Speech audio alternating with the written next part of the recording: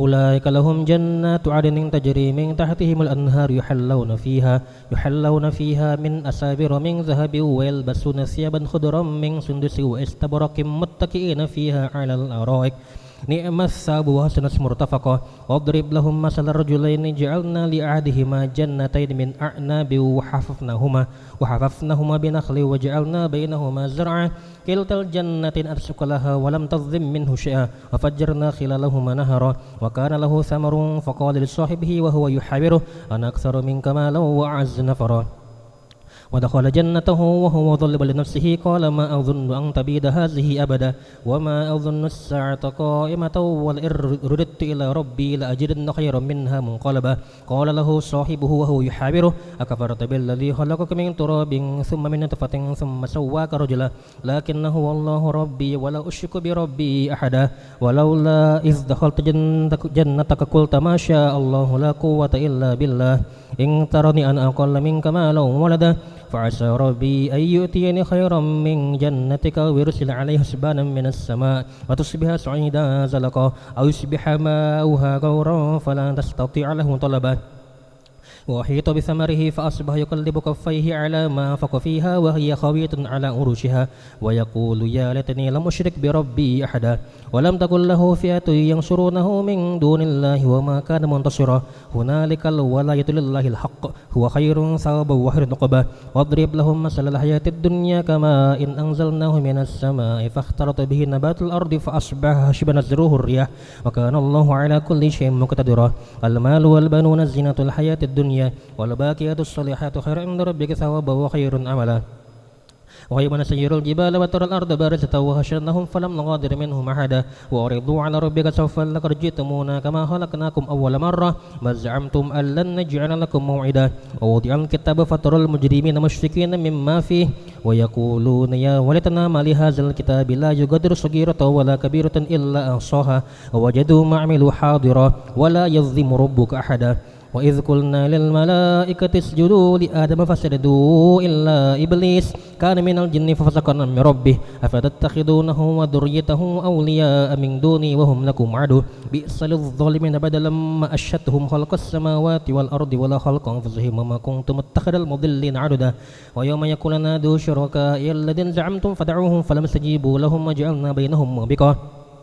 ورأى المجرمون النار فظنوا أنهم مواقعوها ولم يجدوها مصرفا ولقد صرفنا في هذا القرآن للناس من كل مثل وكان الإنسان أكثر شيء جدلا ومنع الناس أن يؤمنوا إذ جاءهم الهدى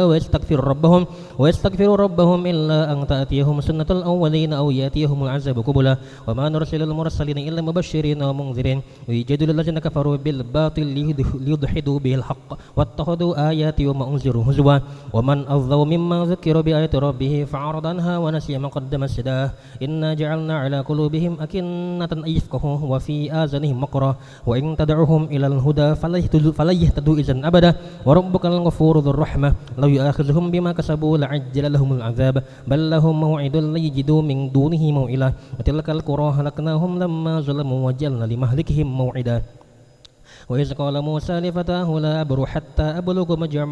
حتى أبلغ مجمع البحرين أو أمضي حقبا فلما بلغا مجمع بينهما نسيا حوتهما فاتخذ سبيله في البحر سربا فلما جاوزا قال لفتاه آتنا غداءنا لقد لقينا من سفرنا هذا نصبا قال أرأيت إذ أوينا إلى الصخرة فإني نسيت الحوت وما أنسانيه إلا الشيطان أن أذكره واتخذ سبيله في البحر عجبا قال ذلك ما كنا نبغي فارتدا على آثارهما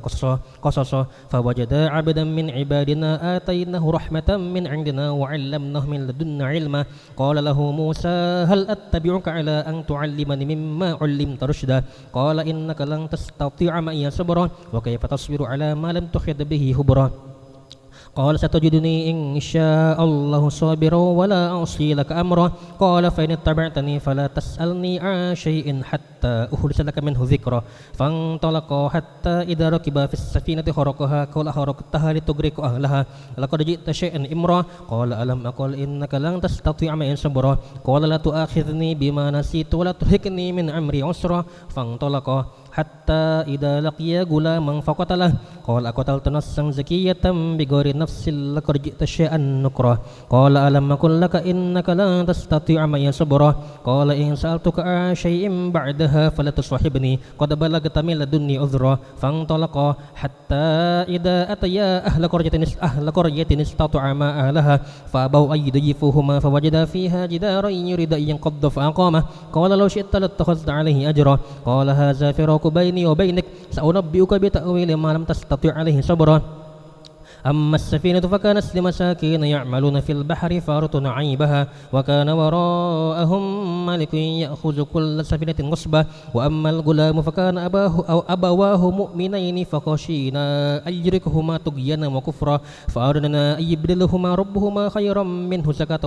وأقرب رحمة وأما الجدار فكان لغلامين يتيمين في المدينة وكان تحته كنز لهما وكان أبوهما صالحا فأراد ربك أن يبلغا أشدهما رجا كنزهما رحمة من ربك وما فعلته عن أمري ذلك تأويل ما لم تستطع عليه صبرا واسألونك عن ذي القرنين قل سأتلو عليكم منه ذكرا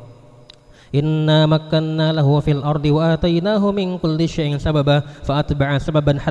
حتى إذا بلغ مغرب الشمس وجدها تغرب في عين حمية ووجد عندها قوما قلنا يا ذا القرنين إما أن تعذب وإما أن تتخذ فيه حسنا قال أما من ظلم فسوف نعذبه ثم يرد إلى ربه فيعذبه عذابا نكرا وأما من آمن وعمل صالحا فله جزاء الحسنى وسنقول له من أمرنا يسرا ثم أتبع سببا حتى إذا بلغ مطلع الشمس وجدها تطلع على قوم لم نجعل لهم من دونها سترا كذلك وقد أحطنا بما لديه خبرا ثم أتبع سببا حتى إذا بلغ بين السدين وجد من دونهما قوما لا يكادون يفقهون قولا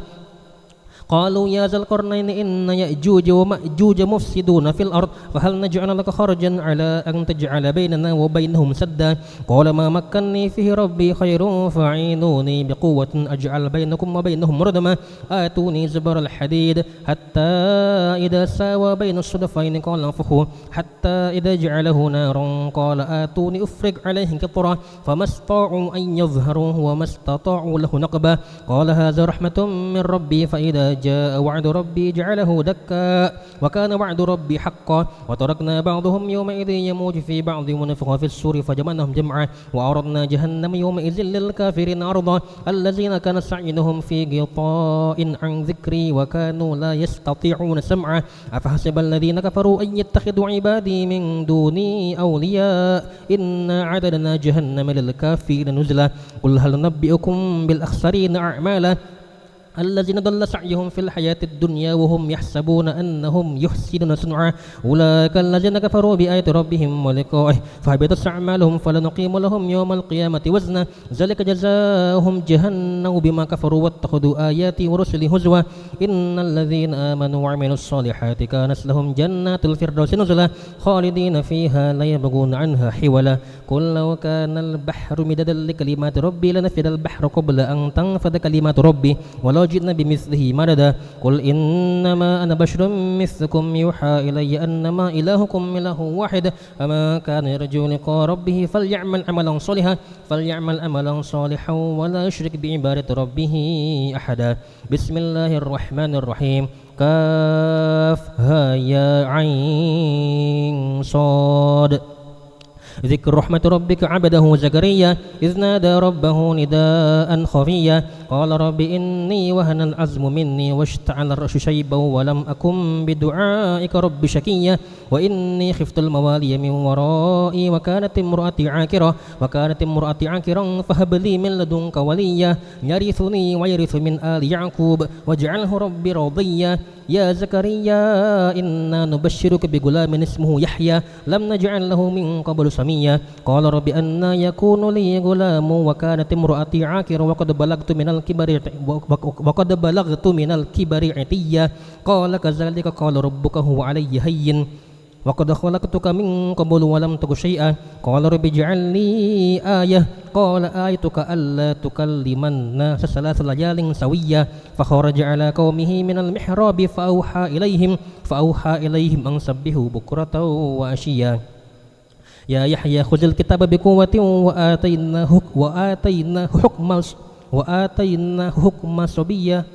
وآتيناه الحكم صبيا وحنانا من لدنا وزكاة وكان تقيا وبرا بوالديه ولم يكن جبارا عصيا وسلام عليه يوم ولد ويوم يموت ويوم يبعث حيا واذكر في الكتاب مريم إذ انتبذت من أهلها مكانا شرقيا فاتخذت من دونهم حجابا فأرسلنا إليها روحنا فتمثل لها بشرا سويا قالت إني أعوذ بالرحمن منك إن كنت تقيا قال إنما أنا رسول ربك لأهب لك غلاما زكيا قالت أن يكون لي غلام ولم يمسسني بشر ولم أك بغيا قال كذلك قال ربك هو علي هين ولنجعله آية للناس ورحمة منا وكان أمرا مقضيا فحملته فانتبذت به مكانا قصيا فأجاءها المخاض إلى جذع النخلة قالت يا ليتني مت قبل هذا وكنت نسيا منسيا فناداها من تحتها ألا تحزني قد جعل ربك تحتك سريا وهزي إليك بجذع النخلة تساقط عليك رطبا جنيا فكلي واشربي وقري عينا فإما ترين من البشر أحدا فقولي إني نذرت للرحمن صوما فلن أكلم اليوم إنسيا فأتت به قومها تحمله قالوا يا مريم لقد جئت شيئا فريا يا أخت هارون ما كان أبوك امرأ سوء وما كانت أمك بغيا فأشارت إليه قالوا كيف نكلم من كان في المهد صبيا قال إني عبد الله آتاني الكتاب وجعلني نبيا وجعلني مباركا أينما كنت وأوصاني بالصلاة والزكاة ما دمت حيا وبرا بوالدتي ولم يجعلني جبارا شقيا والسلام علي يوم ولدت ويوم أموت ويوم أبعث حيا ذلك عيسى بن مريم قال الحق الذي فيه يمترون ما كان لله أن يتخذ من ولد سبحانه إذا قضى أمرا فإنما يقول له كن فيكون وإن الله ربي وربكم فاعبدوه هذا صراط مستقيم فاختلف الأحزاب من بينهم فويل للذين كفروا من مشهد يوم عظيم أسمع بهم وأبصر يوم يأتوننا لكن الظالمون اليوم في ضلال مبين وآزرهم يوم حسرة إذ قضي الأمر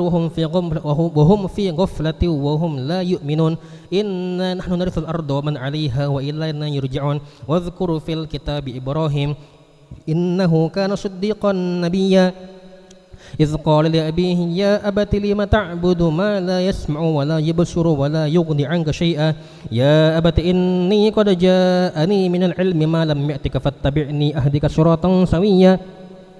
يا أبت لا تعبد الشيطان إن الشيطان كان للرحمن عصيا يا أبت إني أخاف أن يمسك عذاب من الرحمن فتكون للشيطان وليا قال أراغب أنت عن آلهتي يا إبراهيم لئن لم تنته لأرجمنك واهجرني مليا قال السلام عليك سأستغفر لك ربي إنه كان بي حفيا وأعتزلكم وما تدعون من دون الله وأدعو ربي عسى ألا أكون بدعاء ربي شقيا فلما اعتزلهم وما يعبدون من دون الله وهبنا له إسحاق ويعقوب وكلا جعلنا نبيا ووهبنا لهم من رحمتنا وجعلنا لهم لسان صدق عليا واذكر في الكتاب موسى إنه كان مخلصا وكان رسولا نبيا وناديناه من جانب الطور الأيمن وقربناه نجيا ووهبنا له من رحمتنا أخاه هارون نبيا واذكر في الكتاب إسماعيل إنه كان صادق الوعد وكان رسولا نبيا وكان يأمر أهله بالصلاة والزكاة وكان عند ربه مرضيا واذكر في الكتاب إدريس إنه كان صديقا نبيا ورفعناه مكانا عليا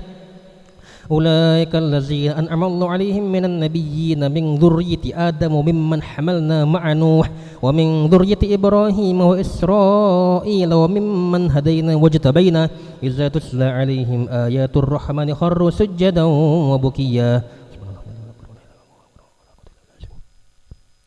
فخلف من بعدهم خلف أضاعوا الصلاة واتبعوا الشهوات فسوف يلقون غيا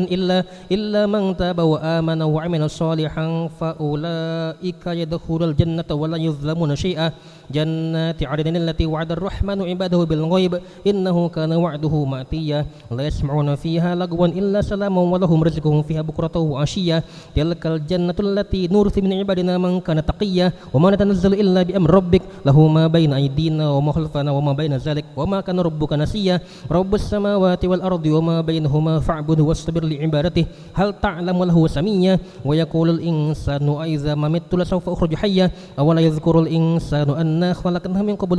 ولم يك شيئا فوربك لنحشرنهم والشياطين ثم لنحضرنهم حول جهنم جثيا ثم لننزعن من كل شيعة أيهم أشد على الرحمن عتيا ثم لنحن أعلم بالذين هم أولى بها صليا وإن منكم إلا واردها كان على ربك حتما مقضيا ثم ننجي الذين اتقوا ونذر الظالمين فيها جثيا وإذا تتلى عليهم آياتنا بينات قال الذين كفروا للذين آمنوا أي الفريقين خير مقاما وأحسن نديا وكم أهلكنا قبلهم من قرن هم أحسن أثاثا ورئيا كل من كان في الضلالة فليمدد له الرحمن مدا حتى إذا رأوا ما يوعدون إما العذاب وإما الساعة فسيعلمون من هو شر مكانا وأضعف جندا ويزيد الله الذين اهتدوا هدى والباقيات الصالحات خير عند ربك ثوابا وخير مردا أفرأيت الذي كفر بآياتنا وقال لأوتين مالا وولدا أطلع الغيب أم اتخذ عند الرحمن عهدا كلا سنكتب ما يقول ونمد له من العذاب مدا ونرثه ما يقول ويأتينا فردا واتخذوا من دون الله آلهة ليكون لهم عزا كلا سيكفرون بعبادتهم ويكونون عليهم ضدا ألم تر أن أرسلنا الشياطين على الكافرين تؤزهم أزا فلا تعجل عليهم إنما نعد لهم عدا يوم نحشر المتقين إلى الرحمن وفدا ونسوق المجرمين إلى جهنم وردا لا يملكون الشفاعة إلا من اتخذ الرحمن عبدا لا يملكون الشفاعة إلا من اتخذ الرحمن عهدا وقالوا اتخذ الرحمن ولدا لقد جئتم شيئا إدا تكاد السماوات يتفطرن منه تنشق الأرض وتخر الجبال هدا أن دعوا للرحمن ولدا وما ينبغي للرحمن أن يتخذ ولدا إن كل من في السماوات والأرض إلا آتي الرحمن عبدا لقد أحصاهم وعدهم عدا وكلهم آتيه يوم القيامة فردا إن الذين آمنوا وعملوا الصالحات سيجعل لهم الرحمن ودا فإنما يسرناه بلسانك لتبشر به المتقين وتنذر به قوما لدا وكما أهلكنا قبلهم من قرن هل تحس منهم من أحد أو تسمع لهم ركزا بسم الله الرحمن الرحيم طه ما أنزلنا عليك القرآن لتشقى إلا تذكرة لمن يخشى تنزيلا ممن خلق الأرض والسماوات العلى الرحمن على العرش استوى له ما في السماوات وما في الأرض وما بينهما وما تحت الثرى وإن تجهر بالقول فإنه يعلم السر وأخفى الله لا إله إلا هو له الأسماء الحسنى وهل أتاك حديث موسى إذ رأى نارا فقال لأهلهم كثوا إني أنست نارا لعلي آتكم منها بقبس أو أجد على النار هدى فلما أتاها نودي يا موسى إني أنا ربك فاخلع عليك إنك بالوادي المقدس طوى وأنا اخترتك فاستمع لما يوحى إنني أنا الله لا إله إلا أنا فاعبدني وأقم الصلاة لذكري إن الساعة آتية أكاد أخفيها لتجزى كل نفس بما تسعى فلا يشدنك عنها من لا يؤمن بها واتبع هواه فتردى وما تلك بيمينك يا موسى قال هي عصاي أتوكأ عليها وأخش بها على غنمي ولي فيها مآرب أخرى قال ألقها يا موسى فألقاها فإذا هي حية تسعى قال خذها ولا تخف سنعيدها سيرتها الأولى واضمم يدك إلى جناحك تخرج بيضاء من غير سوء آية أخرى لنريك من آية الكبرى اذهب إلى فرعون إنه طغى قال رب اشرح لي ويسر لي أمري واحلل عقدة من لساني يفقهوا قولي واجعل لي وزيرا من أهلي هارون أخي اشدد به أزري وأشركه في أمري كي نسبحك كثيرا ونذكرك كثيرا إنك كنت بنا بصيرا قال قد أوتيت سؤلك يا موسى ولقد مننا عليك مرة أخرى إذ أوحينا إلى أمك ما يوحى أن اقذفيه في التابوت فاقذفيه في اليم فليلقه اليم بالساحل يأخذه عدو لي وعدو له وألقيت عليك محبة مني ولتصنع على عيني إذ تمشي أختك فتقول هل أدلكم على من يكفله فرجعناك إلى أمك كي تقر عينها ولا تحزن وقتلت نفسا فنجيناك من الغم وفتناك فتونا ولبثت سنين في أهل مدين ثم جئت على قدر يا موسى واصطنعتك لنفسي اذهب أنت وأخوك بآياتي ولا تنيا في ذكري اذهبا إلى فرعون إنه طغى فقولا له قولا لينا لعله يتذكر أو يخشى قال ربنا إنا نخاف أن يفرط علينا أو أن يطغى قال لا تخافا إنني معكما أسمع وأرى فأتيه فقولا إنا رسول ربك فأرسل معنا بني إسرائيل ولا تعذبهم قد جئناك بآية من ربك والسلام على من اتبع الهدى إنا قد أوحي إلينا أن العذاب على من كذب وتولى قال فمن ربكما يا موسى قال ربنا الذي أعطى كل شيء خلقه ثم هدى قال فما بال القرون الأولى قال علمها عند ربي في كتاب لا يضل ربي ولا ينسى الذي جعل لكم الأرض مهدا وجعل لكم فيها سبلا وأنزل لكم من السماء ماء فأخرجنا به أزواجا من نبات شتى كلوا وارعوا أنعامكم إن في ذلك لآية لأولي النهى منها خلقناكم وفيها نعيدكم ومنها نخرجكم تارة أخرى ولقد أريناه آياتنا كلها فكذب وأبى قال أجئتنا لتخرجنا من أرضنا بسحرك يا موسى فلنأتينك بسحر مثله فاجعل بيننا وبينك موعدا لا نخلفه نحن ولا أنت مكانا سوى قال موعدكم يوم الزينة ويحشر الناس ضحى فتولى فرعون فجمع كيده ثم أتى قال له موسى ويلكم لا تفتروا على الله كذبا فيسحتكم بعذاب وقد خاب من افترى فتنازعوا أمرهم بينهم وأسر نجوى قالوا إن هذان لساحران يريدان أن يخرجاكم من أرضكم بسحرهما ويذهبا بطريقتكم المثلى فأجمعوا كيدكم ثم أتوا صفا وقد أفلح يوم من استعلى قالوا يا موسى إما أن تلقي وإما أن نكون أول من ألقى قال بل ألقوا فإذا حبالهم وعصيهم يخيل إليه من سحرهم أنها تسعى فوجس في نفسه خيفة موسى قلنا لا تخف إنك أنت الأعلى وألق ما في يمينك تلقف ما صنعوا إنما صنعوا كيد الساحر ولا يفلح الساحر حيث أتى فألقي السحرة سجدا قالوا آمنا برب هارون وموسى قال آمنتم له قبل أن آذن لكم إنه لكبيركم الذي علمكم السحر فلأقطعن أيديكم وأرجلكم من خلاف ولأصلبنكم في جذوع النخل ولتعلمن أينا أشد عذابا وأبقى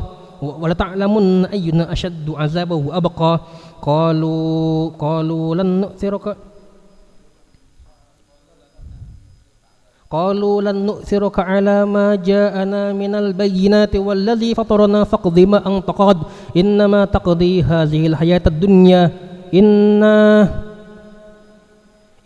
آمنا بربنا ليغفر لنا خطايانا وما أكرهتنا عليه من السحر والله خير وأبقى إنه من يأت ربه مجرما فإن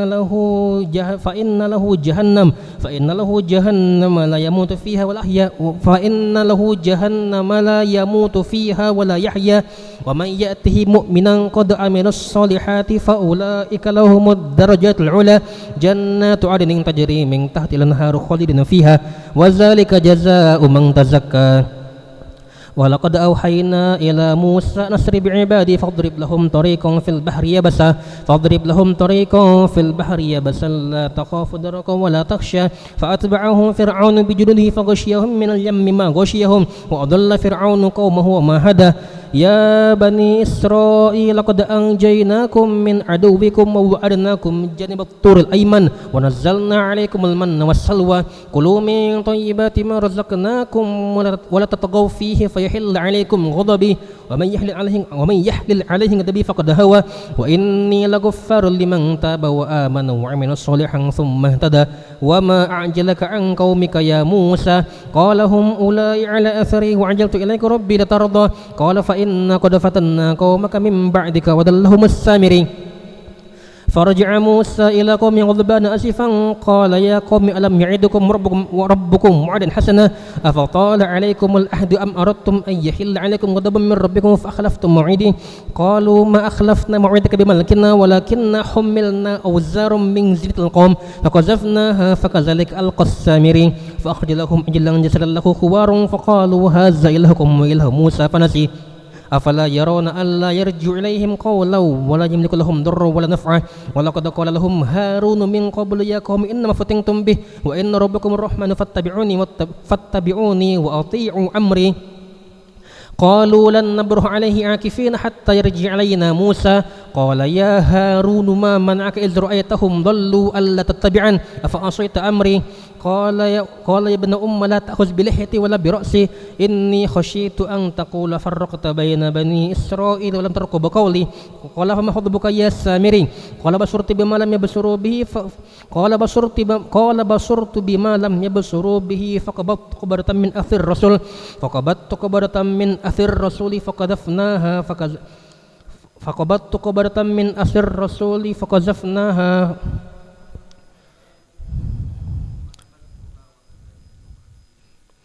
قال بصرت بما لم يبصروا به فقبضت قبضة من أثر الرسول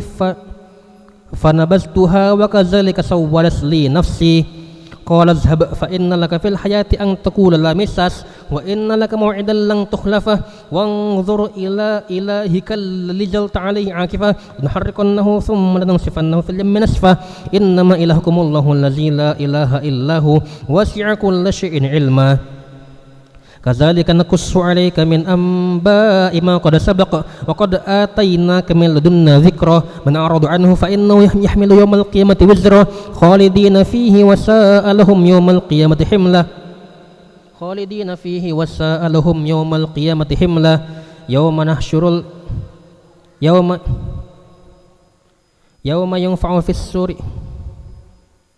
يوم ينفخ في السور ونحشر المجرمين يومئذ زرقا يتخافتون بينهم إن لبثتم إلا عشرا نحن أعلم بما يقولون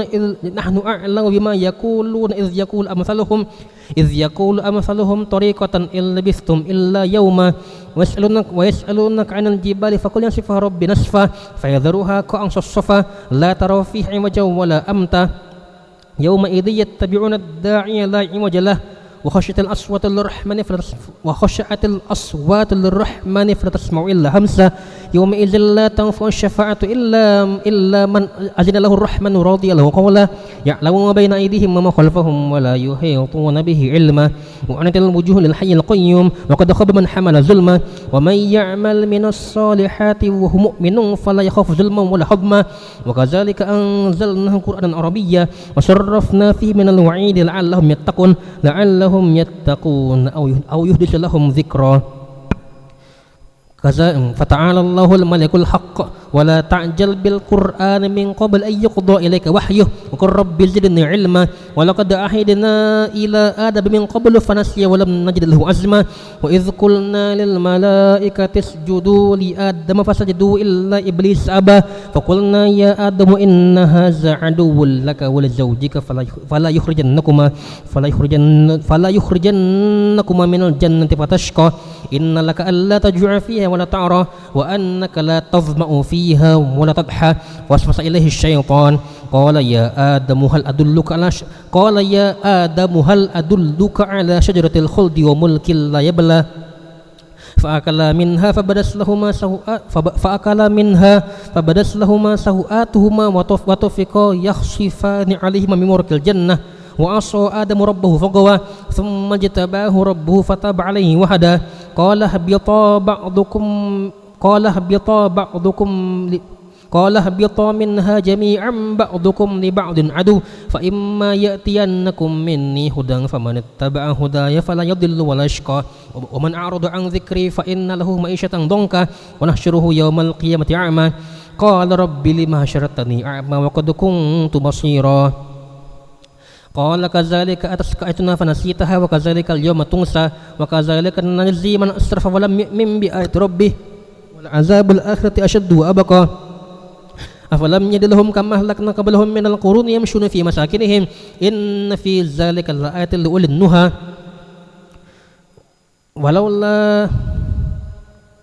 ولولا كلمة سبقت من ربك لكان لزاما وأجل مسمى واصبر على ما يقولون وسبح بحمد ربك قبل طلوع الشمس وقبل غروبها ومن آناء الليل فسبح وأطراف النهار لعلك ترضى ولا تمدن عينيك إلى ما متعنا به أزواجا منهم زهرة الحياة الدنيا لنفتهم فيه ورزق ربك خير وأبقى وأمر أهلك بالصلاة واصطبر عليها لا نسألك رزقا نحن نرزقك والعاقبة للتقوى وقالوا لولا يأتينا بآية من ربه أولم تأتهم بينة ما في الصحف الأولى ولو أن أهلكناهم بعذاب من قبله لقالوا ربنا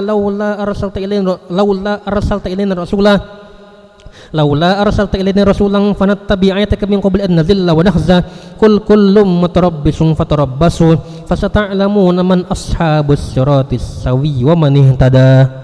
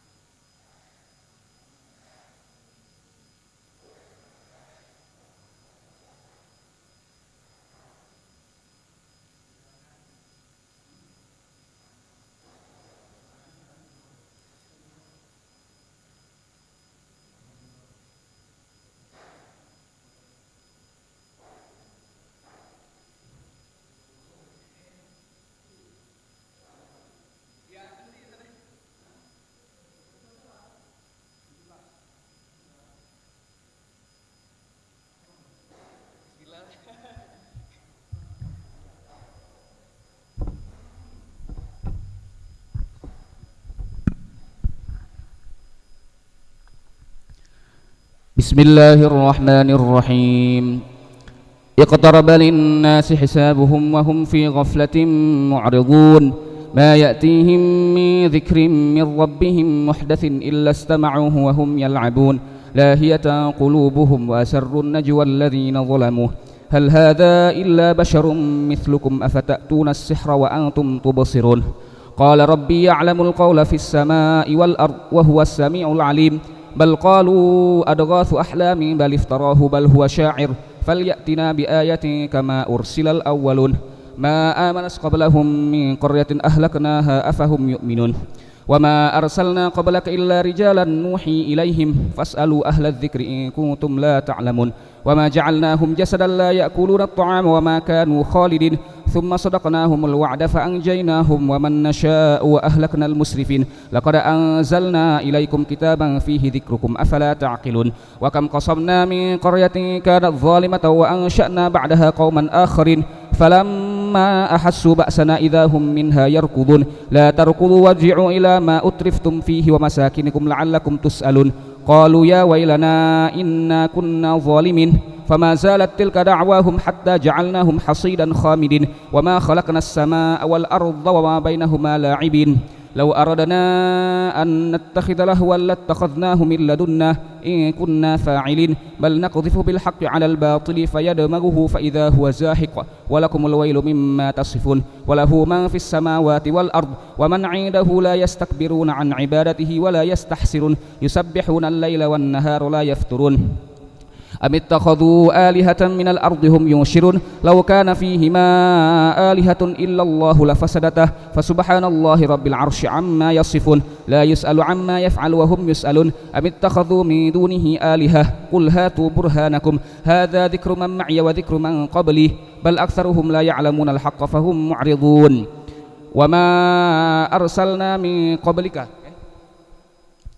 وما أرسلنا من قبلك من رسول إلا نوحي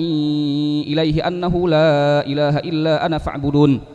وقالوا اتخذ الرحمن ولدا سبحانه بل عباد مكرمون لا يسبقونه بالقول وهم بأمره يعملون يعلم ما بين أيديهم وما خلفهم ولا يشفعون إلا لمن ارتضى وهم من خشيته مشفقون ومن يقل منهم إني إله من دونه فذلك نجزيه جهنم كذلك نجزي الظالمين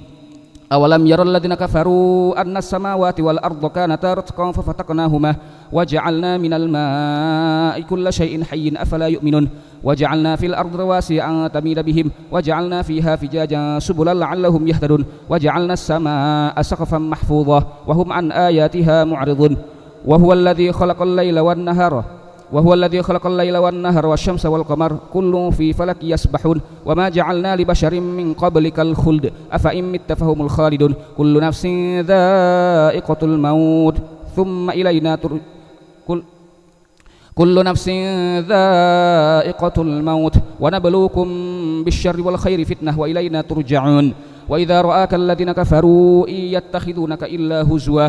أهذا الذي يذكر آلهتكم وهم بذكر الرحمن هم كافرون خلق الإنسان من عجل سأريكم آياتي فلا تستعجلون ويقولون متى هذا الوعد إن كنتم صادقين لو يعلم الذين كفروا حين لا يكفون عن وجوههم النار ولا عن ظهورهم ولا هم ينصرون بل تأتيهم بغتة فتبهتهم فلا يستطيعون ردها ولا هم ينظرون ولقد استهزئ برسل من قبلك فحاق بالذين سخروا منهم ما كانوا به يستهزئون قل من يكلأكم بالليل والنهار من الرحمن بل هم عن ذكر ربهم معرضون أم لهم آلهة تمنعهم من دوننا لا يستطيعون نصر أنفسهم ولا هم منا يسحبون بل متعنا هؤلاء وآباءهم حتى طال عليهم العمر أفلا يرون أنا نأتي الأرض ننقصها من أطرافها أفهم الغالبون قل إنما أنذركم بالوحي ولا يسمع الصم الدعاء إذا ما ينذرون ولئن مستهم نفحة من عذاب ربك ليقولن يا ويلنا إنا كنا ظالمين ونضع الموازين القسط ليوم القيامة فلا تظلم نفس شيئا وإن كان مثقال حبة من خردل أتينا بها وكفى بنا حاسبين ولقد آتينا موسى وهارون الفرقان وضياء وذكرا للمتقين الذين يخشون ربهم بالغيب وهم من الساعة مشفقون وهذا ذكر مبارك أنزلناه أفأنتم له منكرون ولقد آتينا إبراهيم رشده من قبل وكنا به عالمين إذ قال لأبيه وقومه ما هذه التماثيل التي أنتم لها عاكفون قالوا وجدنا آباءنا لها عابدين قال لقد كنتم أنتم وآباؤكم في ضلال مبين قالوا أجئتنا بالحق أم أنت من اللاعبين قال بل ربكم رب السماوات والأرض الذي فطرهن وأنا على ذلك من الشاهدين وتالله لأكيدن أصنامكم بعد أن تولوا مدبرين فجعلهم جذاذا إلا كبيرا لهم لعلهم إليه يرجعون قالوا من فعل هذا بآلهتنا إنه لمن الظالمين قالوا سمعنا فتى يذكرهم يقال له إبراهيم قالوا فأتوا به على أعين الناس لعلهم يشهدون قالوا أأنت فعلت هذا بآلهتنا يا إبراهيم قال بل فعله كبيرهم هذا فاسألوهم إن كانوا ينطقون فرجعوا إلى أنفسهم فقالوا إنكم أنتم الظالمون ثم نكسوا على رؤوسهم لقد علمت ما هؤلاء ينطقون قال أفرأيتم ما كنتم تعبدون قال أفتعبدون من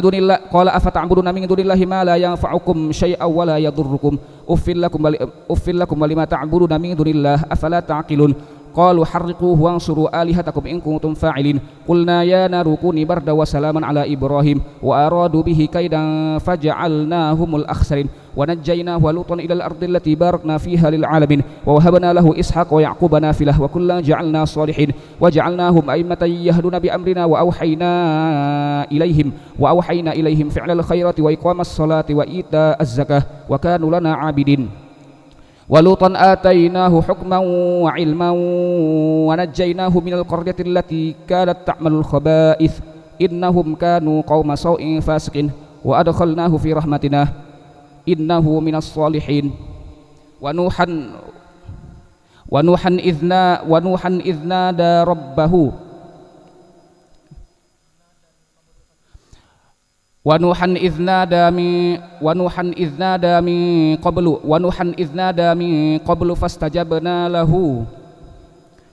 ونوحا إذ نادى من قبل فاستجبنا له فنجيناه وأهله من الكرب العظيم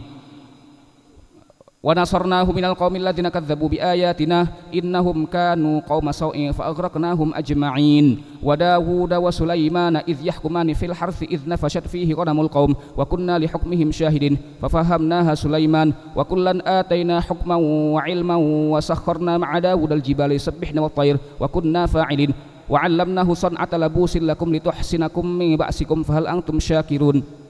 ولسليمان الريح عاصفة تجري بأمره إلى الأرض التي باركنا فيها وكنا بكل شيء عالمين ومن الشياطين من يغوصون له ويعملون عملا دون ذلك وكنا لهم حافظين وأيوب إذ نادى ربه أني مسني الضر وأنت أرحم الراحمين فاستجبنا له فكشفنا ما به من ضر وآتيناه أهله ومثلهم معهم رحمة من عندنا وذكرى للعابدين وإسماعيل وإدريس وذا الكفل كل من الصابرين وأدخلناهم في رحمتنا إنهم من الصالحين وذا النون إذ ذهب مغاضبا فظن أن لن نقدر عليه فنادى في الظلمات أن لا إله إلا أنت سبحانك إني كنت من الظالمين فاستجبنا له ونجيناه من الغم وكذلك ننجي المؤمنين وزكريا إذ نادى ربه ربي لا تذرني فردا وأنت خير الوارثين فاستجبنا له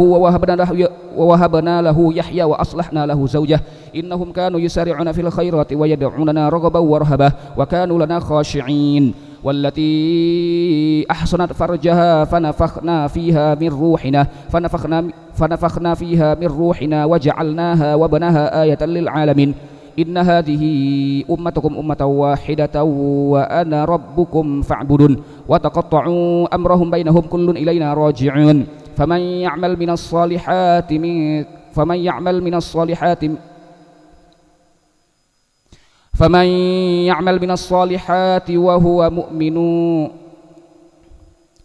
فمن يعمل من الصالحات وهو مؤمن فلا كفران لسعيه وإن له كاتب وحرام على قرية أهلكناها أنهم لا يرجعون حتى إذا فتحت يأجوج ومأجوج وهم من كل حدب ينسلون واقترب الوعد الحق فإذا هي شاخصة أبصار الذين كفروا يا ويلنا قد كنا في غفلة من هذا بل كنا ظالمين إنكم ما تعبدون من دون الله حسب جهنم أنتم لها واردون لو كان هؤلاء آلهة ما وردوها وكل فيها خالدون لهم فيها زفير وهم فيها لا يسمعون إن الذين سبقت لهم منا الحسنى أولئك عنها مبعدون لا يسمعون حسيسها وهم فيما اشتهت أنفسهم خالدون لا يحزنهم الفزع الأكبر وتتلقاهم الملائكة هذا يومكم الذي كنتم توعدون يوم نطوي السماء كطي السجل للكتب كما بدأنا أول خلق نعيده وعدا علينا إنا كنا فاعلين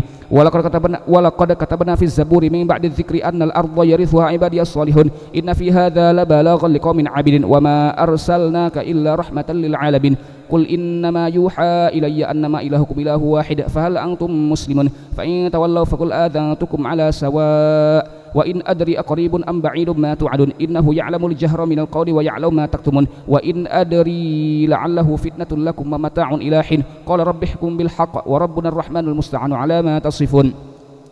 بسم الله الرحمن الرحيم يا أيها الناس اتقوا ربكم إن زلزلة الساعة شيء عظيم يوم ترونها تذهل كل مرضعة عما أرضعت وتضع كل ذات حمل حملها وترى الناس سكارى وما هم بسكارى ولكن عذاب الله شديد ومن الناس من يجادل في الله بغير علم ويتبع كل شيطان مريد كتب عليه أنه ما تولوا فأنه يضله ويهديه إلى عذاب السعير يا أيها الناس إن كنتم في ريب من البعث فإنا خلقناكم من تراب ثم من نطفة ثم من علقة ثم من مضغة مخلقة وغير مخلقة لنبين لكم ونقر في الأرحام ما نشاء إلى أجل مسمى ثم نخرجكم طفلا ثم لتبلغوا أشدكم ومنكم من يتوفى ومنكم من يرد إلى أرذل العمر لكي لا يعلم من بعد علم شيئا وترى الأرض هامدة فإذا أنزلنا عليها الماء اهتزت وربت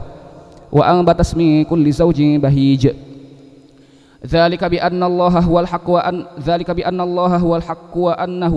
ذلك بأن الله هو الحق وأنه يحيي الموتى وأنه على كل شيء قدير وأن الساعة آتية لا ريب فيها وأن الله يبعث من في القبور ومن الناس من يجادل في الله بغير علم ولا هدى ولا كتاب منير ثاني عطفه ليضل عن سبيل الله له في الدنيا خزي ونذيقه يوم القيامة عذاب الحريق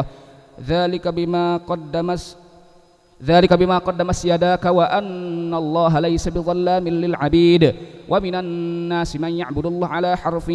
فإن أصابه خير اطمأن به وإن أصابته فتنة انقلب على وجهه خسر الدنيا والآخرة ذلك هو الخسران المبين يدعو من دون الله ما لا يضره وما لا ينفعه ذلك هو الضلال البعيد يدعو لمن ضره أقرب من نفعه لبئس المولى ولبئس العشير إن الله يدخل الذين آمنوا وعملوا الصالحات جنات تجري من تحتها الأنهار إن الله يفعل ما يريد من كان يظن أن لن ينصره الله في الدنيا والآخرة فليمدد بسبب إلى السماء ثم ليقطع فلينظر هل يذهبن كيده ما يغيظ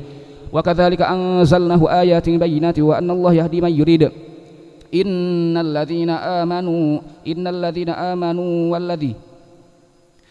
الذين آمنوا والذين هادوا والنصارى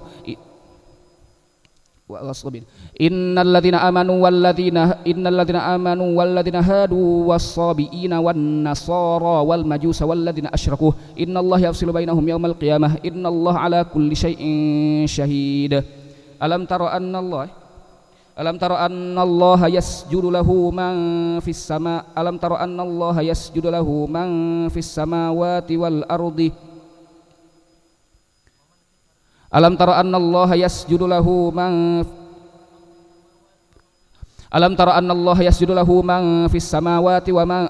ألم تر أن الله يسجد له من في السماوات ومن في الأرض والشمس والقمر والنجوم والجبال والشجر والدواب وكثير من الناس وكثير حق عليه العذاب ومن يهن الله فما له من مكرم إن الله يفعل ما يشاء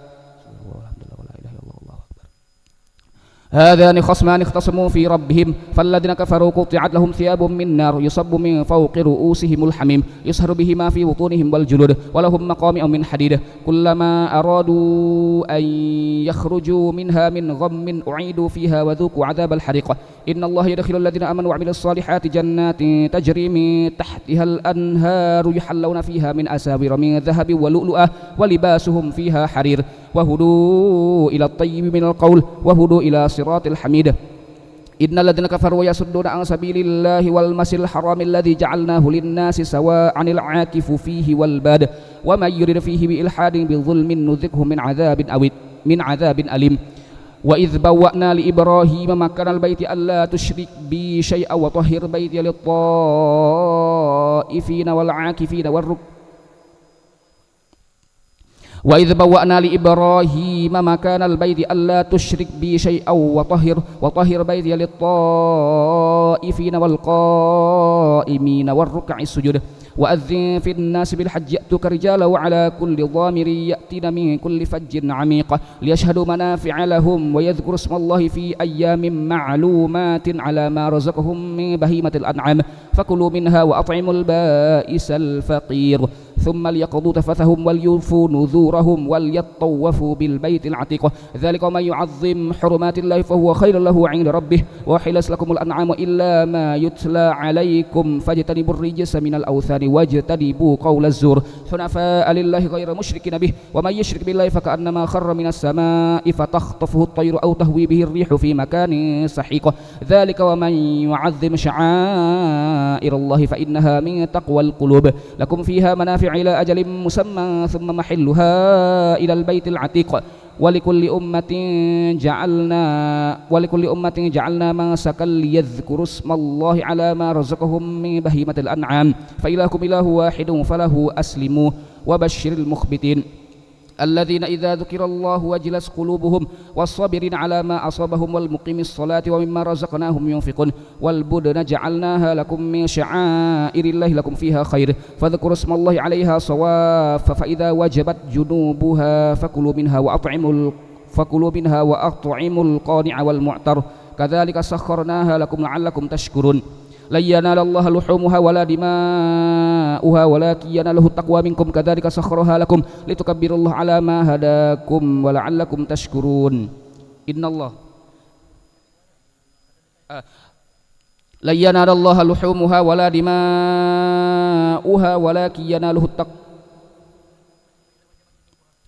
فإذا وجبت جنوبها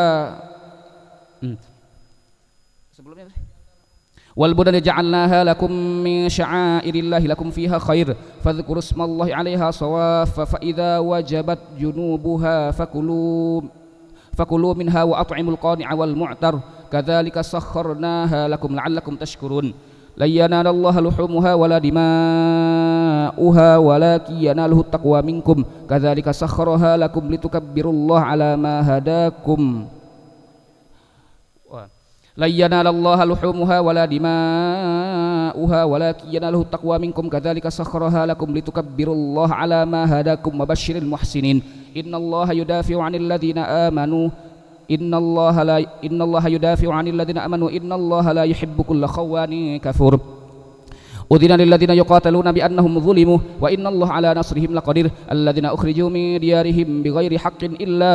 أن يقولوا ربنا الله ولولا دفع الله الناس بعضهم ببعض لهدم صوامع وبيع وصلوات ومساجد يذكر فيها اسم الله كثيرا ولا ينصرنه الله من ينصره إن الله لقوي عزيز الذين إن مكناهم في الأرض أقاموا الصلاة وآتوا الزكاة لهم أجرهم الذين إن مكناهم في الأرض أقاموا الصلاة وآتوا الزكاة وأمروا بالمعروف ونهوا عن المنكر ولله عاقبة الأمور وإن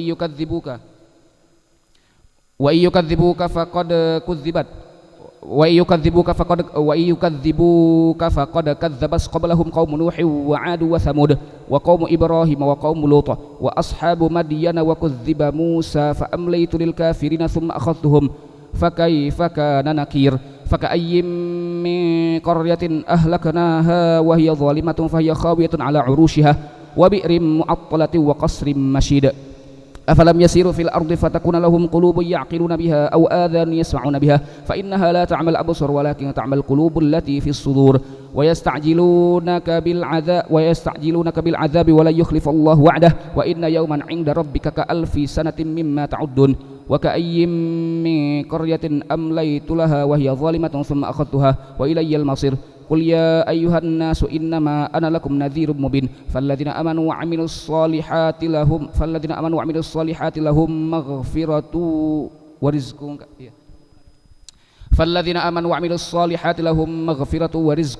كريم والذين سعوا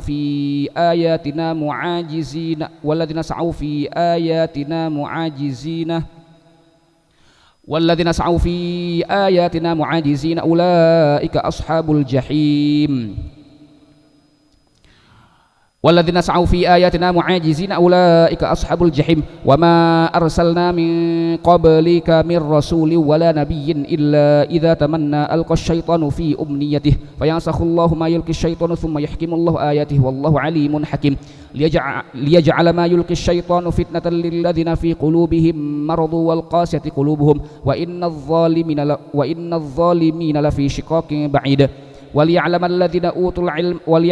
أوتوا العلم أنه الحق من ربك فيؤمنوا به فتخبت له قلوبهم وإن الله لهادي الذين آمنوا إلى صراط مستقيم ولا يزال الذين كفروا في مرية منه حتى تأتيهم الساعة بغتة أو يأتيهم عذاب يوم عقيم الملك يومئذ لله يحكم بينهم فالذين آمنوا وعملوا الصالحات في جنات النعيم والذين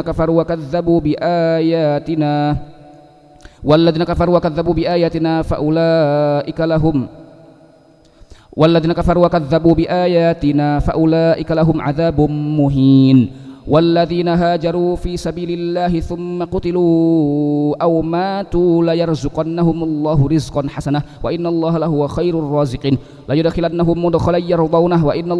وإن الله لعليم حليم ذلك ومن عاقب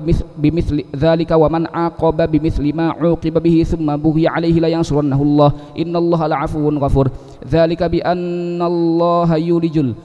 بأن الله يولج الليل في النهار ويولج النهار في الليل وأن الله سميع بصير ذلك بأن الله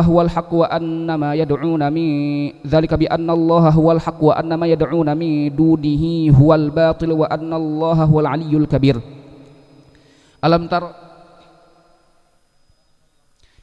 ألم تر أن الله يسبح ألم تر أن الله أنزل من السماء ماء فتصبح الأرض مخضرة إن الله لطيف خبير له ما في السماوات وما في الأرض وإن الله لهو الغني الحميد ألم تر أن الله سخر لكم ما في السماوات وما ألم تر أن الله سخر لكم ما في السماء ألم تر أن الله سخر لكم ما في السماء ألم تر أن الله سخر لكم ما في الأرض ألم تر أن الله سخر لكم ما في الأرض والفلك تجري في البحر بأمره ويمسك السماء أن تقع على الأرض إلا بإذنه إن الله بالناس لرؤوف رحيم وهو الذي أحياكم ثم يميتكم ثم يحييكم إن الإنسان لكفور لكل أمة جعلنا من سكنهم ناسكوه فلا ينازعنك في الأمر وادع إلى ربك إنك لعلى هدى مستقيم وإن جادلوك فقل الله أعلم بما تعملون الله يحكم بينكم يوم القيامة فيما كانوا فيه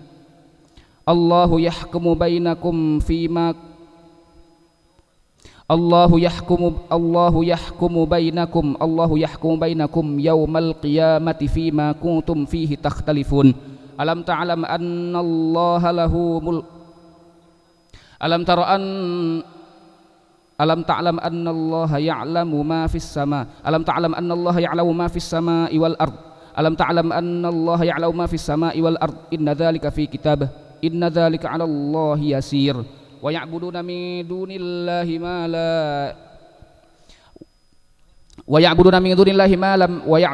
من دون الله ما لم ينزل به سلطانا وما ليس لهم به علم وما للظالمين من نصير وإذا تتلى عليهم آياتنا بينات تعرف في وجوه الذين كفروا المنكر يكادون يسطون بالذين يتلون عليهم آياتنا قل أفأنبئكم بشر من ذلكم النار وعدها الله الذين كفروا وبئس المصير ألم تر أن يا أيها الناس ضرب مثل فاستمعوا له إن الذين تدعون من دون الله لن يخلقوا ذبابا ولو اجتمعوا له وإن يسلبهم الذباب شيئا لا يستنقذوه منه ضعف الطالب والمطلوب ما قدر الله حق قدره إن الله لقوي عزيز الله يصطفي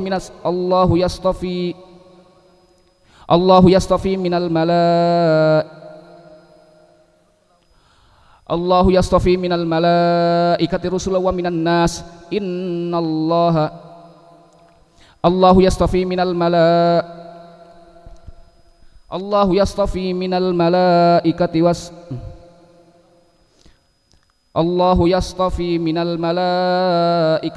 الله يصطفي من الملائكة رسلا ومن الناس إن الله سميع بصير يعلم ما بين أيديهم وما خلفهم وإلى الله ترجع الأمور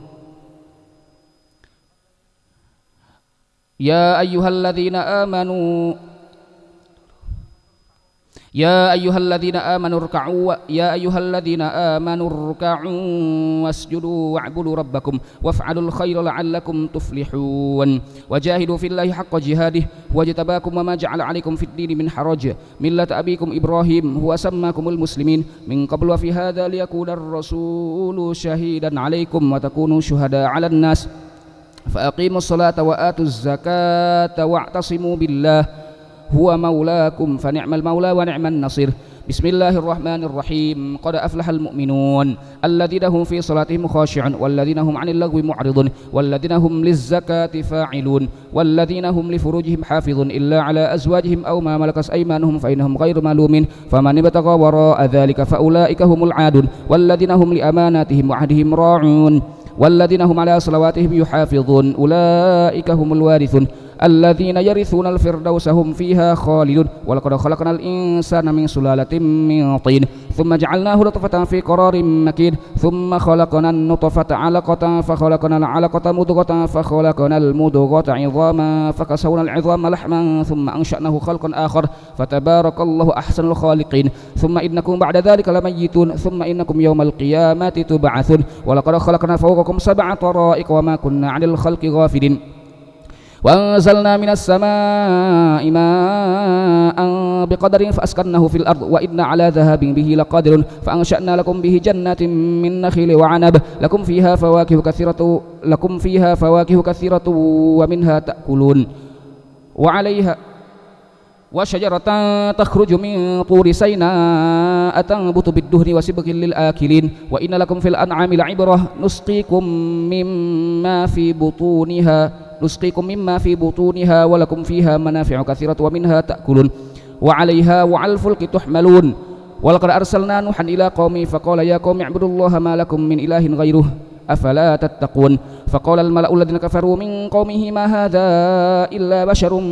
مثلكم يريد أن يتفضل عليكم ولو شاء الله لأنزل ملائكة ما سمعنا بهذا في آبائنا الأولين إن هو إلا رجل به جنة فتربصوا به حتى حين قال رب انصرني بما كذبون فأوحينا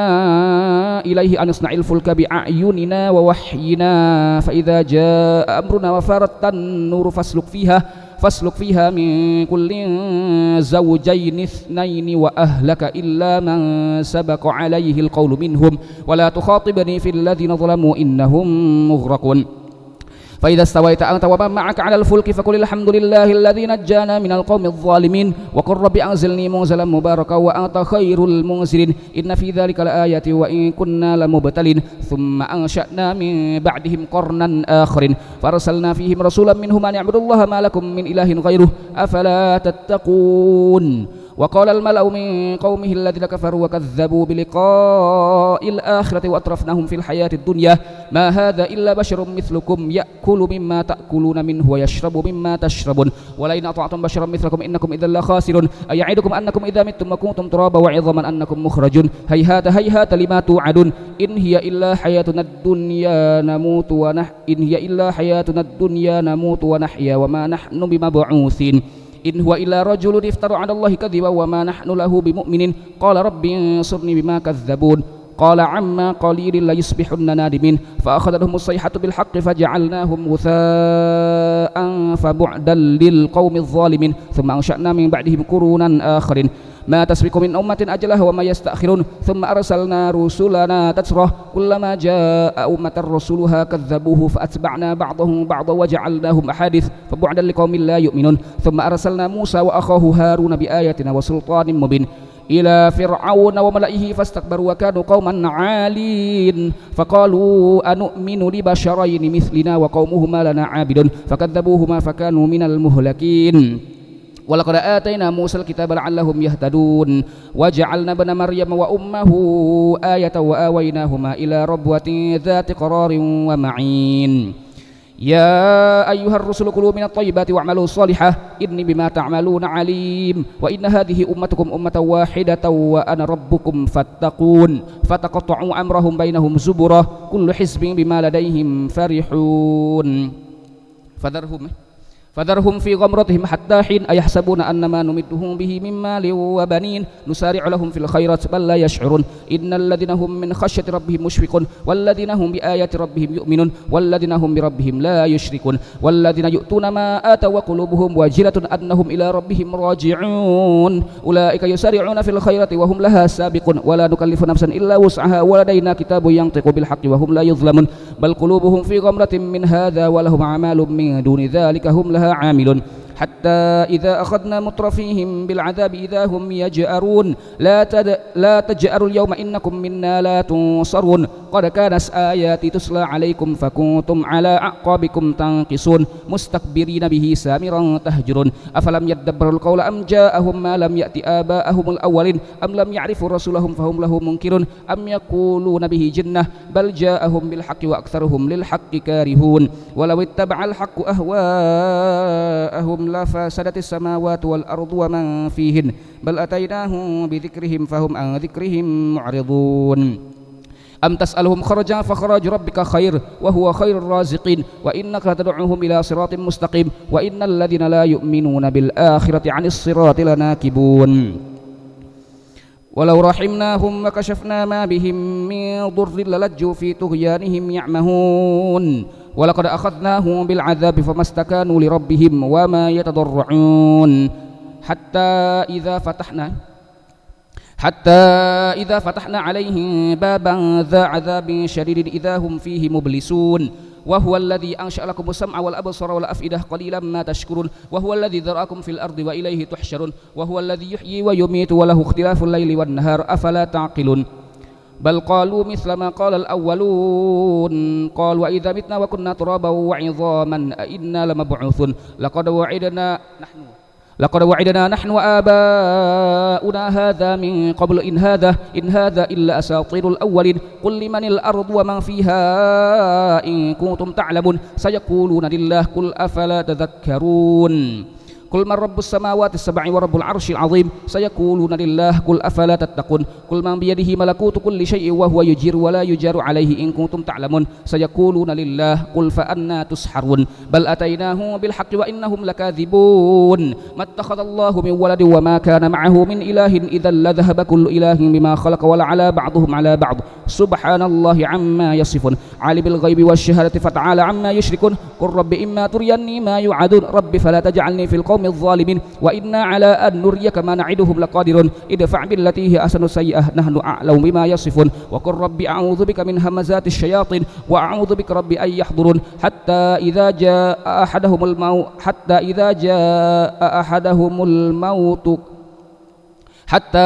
جاء أحدهم الموت قال رب ارجعون لعلي أعمل صالحا فيما تركت كلا إنها كلمة هو قائلها ومن ورائهم برزخ إلى يوم يبعثون فإذا نفخ في السور فلا أنسب بينهم يومئذ ولا يتساءلون فمن ثقلت موازينه فأولئك هم المفلحون ومن خفت موازينه فأولئك الذين خسروا أنفسهم في جهنم خالدون تلفح وجوههم النار وهم فيها كالحون ألم تكن آياتي تتلى عليكم فكنتم بها تكذبون قالوا ربنا غلبت علينا شقوتنا وكنا قوما ضالين ربنا أخرجنا منها فإن عدنا فإنا ظالمون قال اخسأوا فيها ولا تكلمون إنه كان فريق من عبادي يقولون ربنا آمنا فاغفر لنا وارحمنا وأنت خير الراحمين فاتخذتموهم سخريا حتى أنسوكم ذكري وكنتم منهم فاتخذتموهم سخريا حتى أنسوكم ذكري وكنتم منهم تضحكون إني جزيتهم اليوم بما صبروا أنهم هم الفائزون قال كم لبثتم في الأرض عدد سنين قالوا لبثنا يوما أو بعض يوم فاسأل العادين قال إن لبثتم إلا قليلا لو أنكم كنتم تعلمون أفحسبتم أنما خلقناكم عبثا وأنكم إلينا لا ترجعون فتعالى الله الملك الحق لا إله إلا هو رب العرش الكريم ومن يدع مع الله إلها آخر لا برهان له به فإنما حسابه عند ربه إنه لا يفلح الكافرون وقل رب اغفر وارحم وأنت خير الراحمين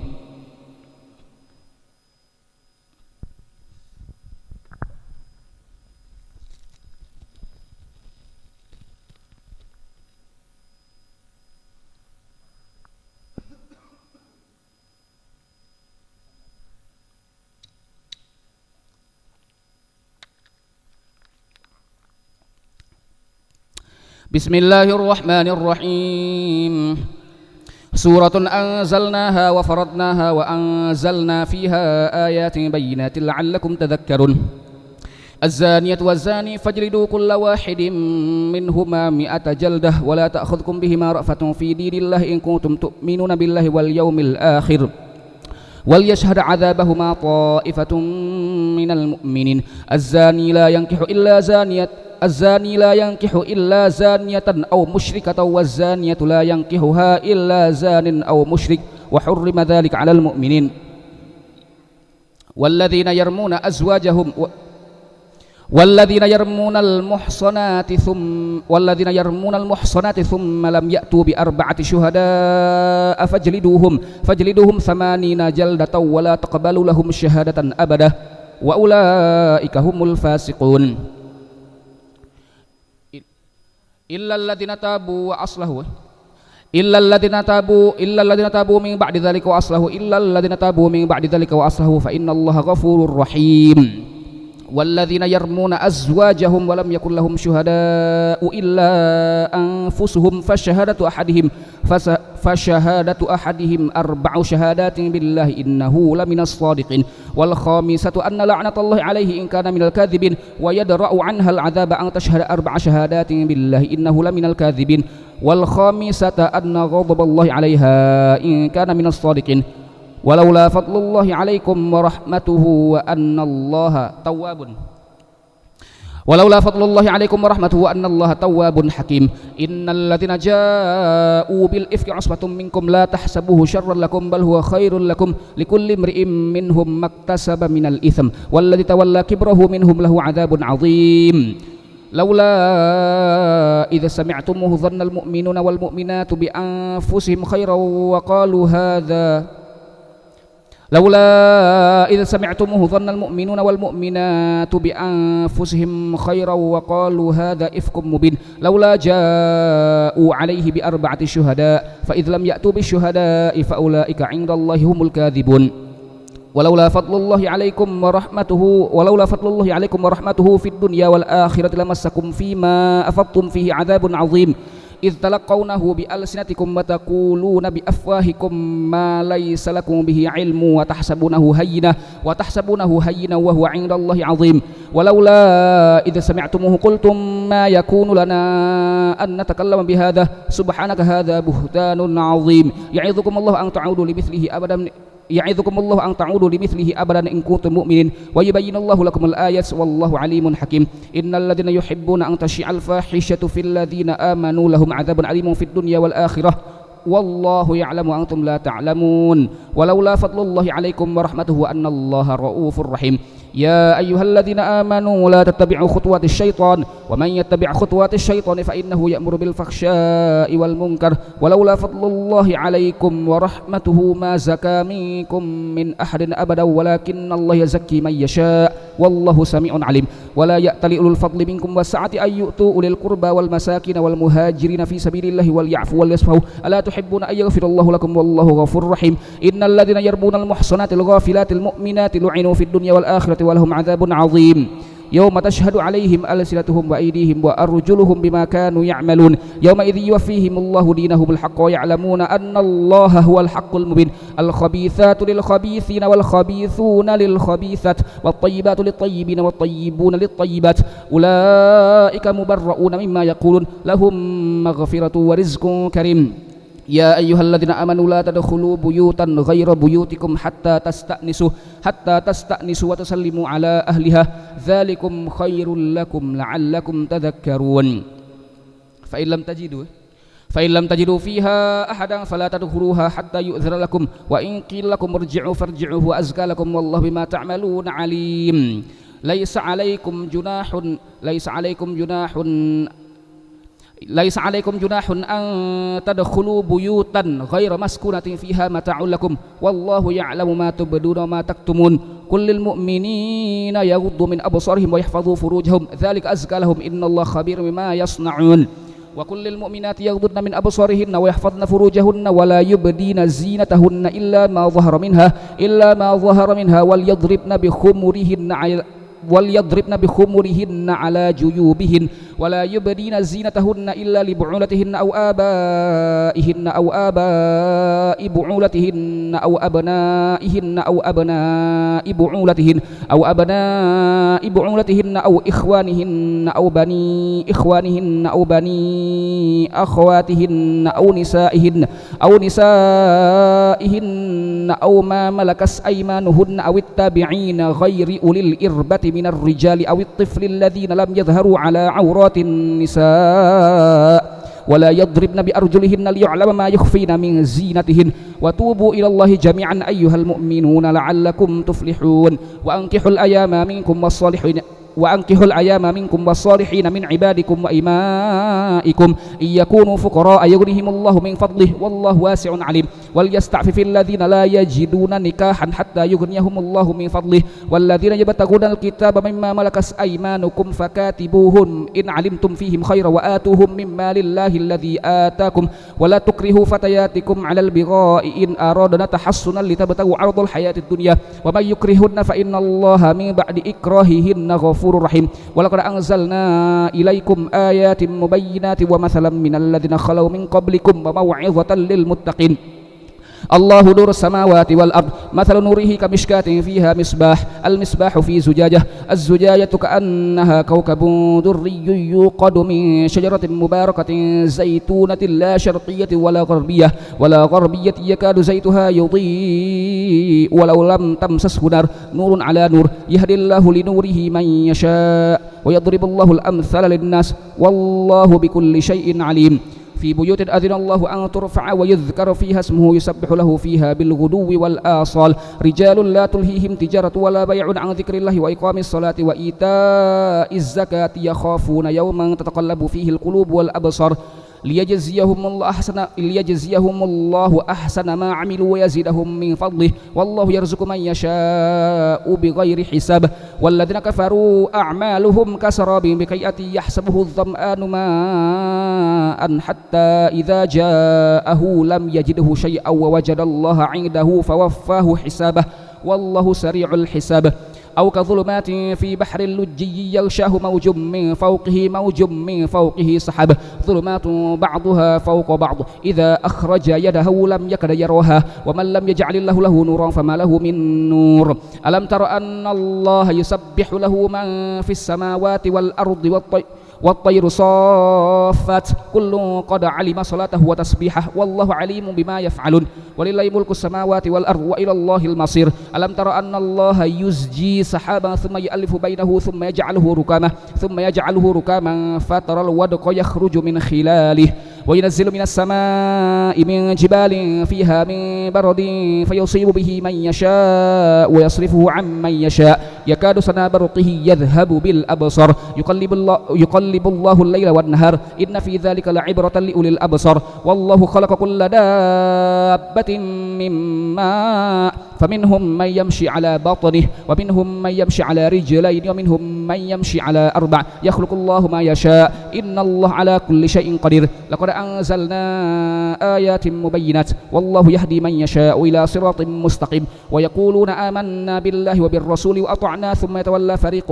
منهم من بعد ذلك وما أولئك بالمؤمنين وإذا دعوا إلى الله ورسوله ليحكم بينهم إذا فريق منهم معرضون وإن يكن لهم الحق يأتوا إليه مذعنين أفي قلوبهم مرض أم ارتابوا أم يخافون أن يحيف الله عليهم ورسوله بل أولئك هم الظالمون إنما كان قول المؤمنين إذا دعوا إلى الله ورسوله ليحكم بينهم أن يقولوا سمعنا وأطعنا وأولئك هم المفلحون ومن يطع الله ورسوله ويخشى الله ويتقه فأولئك هم الفائزون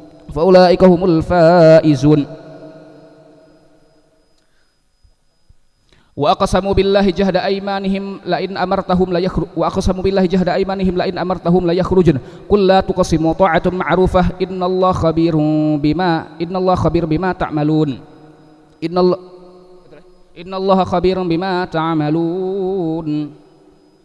قل أطيعوا الله وأطيعوا الرسول قل أطيعوا الله وأطيعوا الرسول فإن تولوا فإنما عليه ما حمل وعليكم ما حملتم وإن تطيعوه تهتدوا وما على الرسول إلا البلاغ المبين وعد الله الذين آمنوا منكم وعملوا الصالحات ليستخلفنهم في الأرض كما استخلف الذين من قبلهم وليمكنن لهم دينهم الذي ارتضى لهم وليبدلنهم من بعد خوفهم أمنا يعبدونني لا يشركون بي شيئا ومن كفر بعد ذلك فأولئك هم الفاسقون وأقيموا الصلاة وآتوا الزكاة وأطيعوا الرسول لعلكم ترحمون لا تحسبن الذين كفروا معجزين في الأرض ومأواهم النار ولبئس المصير يا أيها الذين آمنوا ليستأذنكم الذين ملكت أيمانكم والذين لم يبلغوا الحلم منكم 3 مرات من قبل صلاة الفجر وحين تضعون ثيابكم من الظهيرة ومن بعد صلاة العشاء 3 عورات لكم ليس عليكم ولا عليهم جناح بعدهن طوافون عليكم بعضكم على بعض كذلك يبين الله لكم الآيات والله عليم حكيم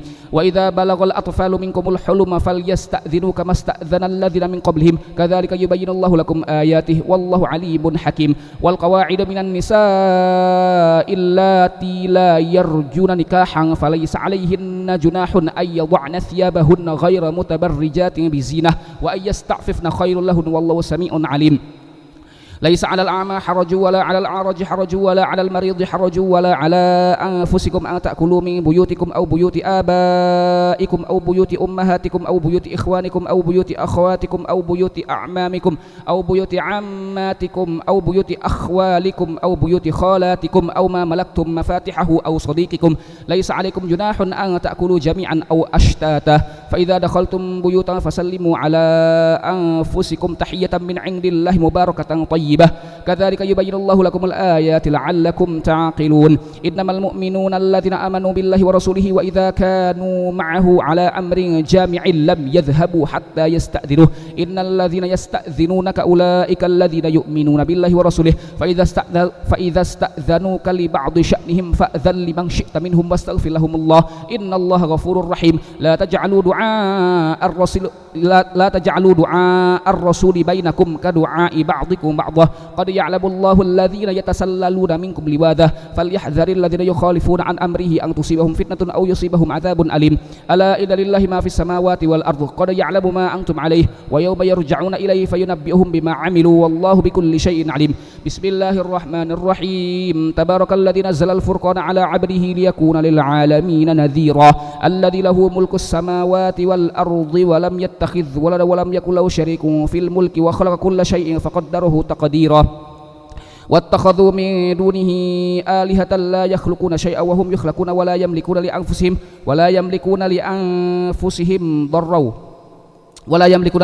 ضرا ولا نفعا ولا يملكون موتا ولا حياة ولا نشورا وقال الذين كفروا إن هذا إلا إفك افتراه وأعانه عليه قوم آخرون فقد جاءوا ظلما وزورا وقالوا أساطير الأولين اكتتبها فهي تملى عليه بكرة وأصيلا قل أنزله الذي يعلم السر في السماوات والأرض إنه كان غفورا رحيما وقالوا ما لهذا الرسول يأكل الطعام ويمشي في الأسواق لولا أنزل إليه ملك فيكون معه نذيرا أو يلقى إليه كنز أو تكون له جنة يأكل منها وقال الظالمون إن تتبعون إلا رجلا مسحورا انظر كيف ضربوا لك الأمثال فضلوا فلا يستطيعون سبيلا تبارك الذي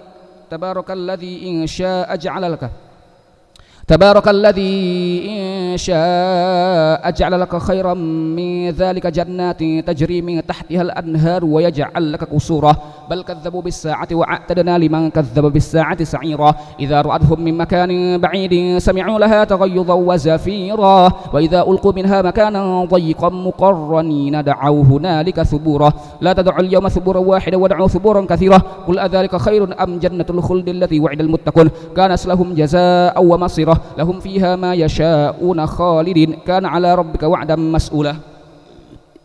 ويوم يحشرهم وما يعبدون من دون الله فيقول أنتم أضللتم عبادي هؤلاء أم هم ضلوا السبيل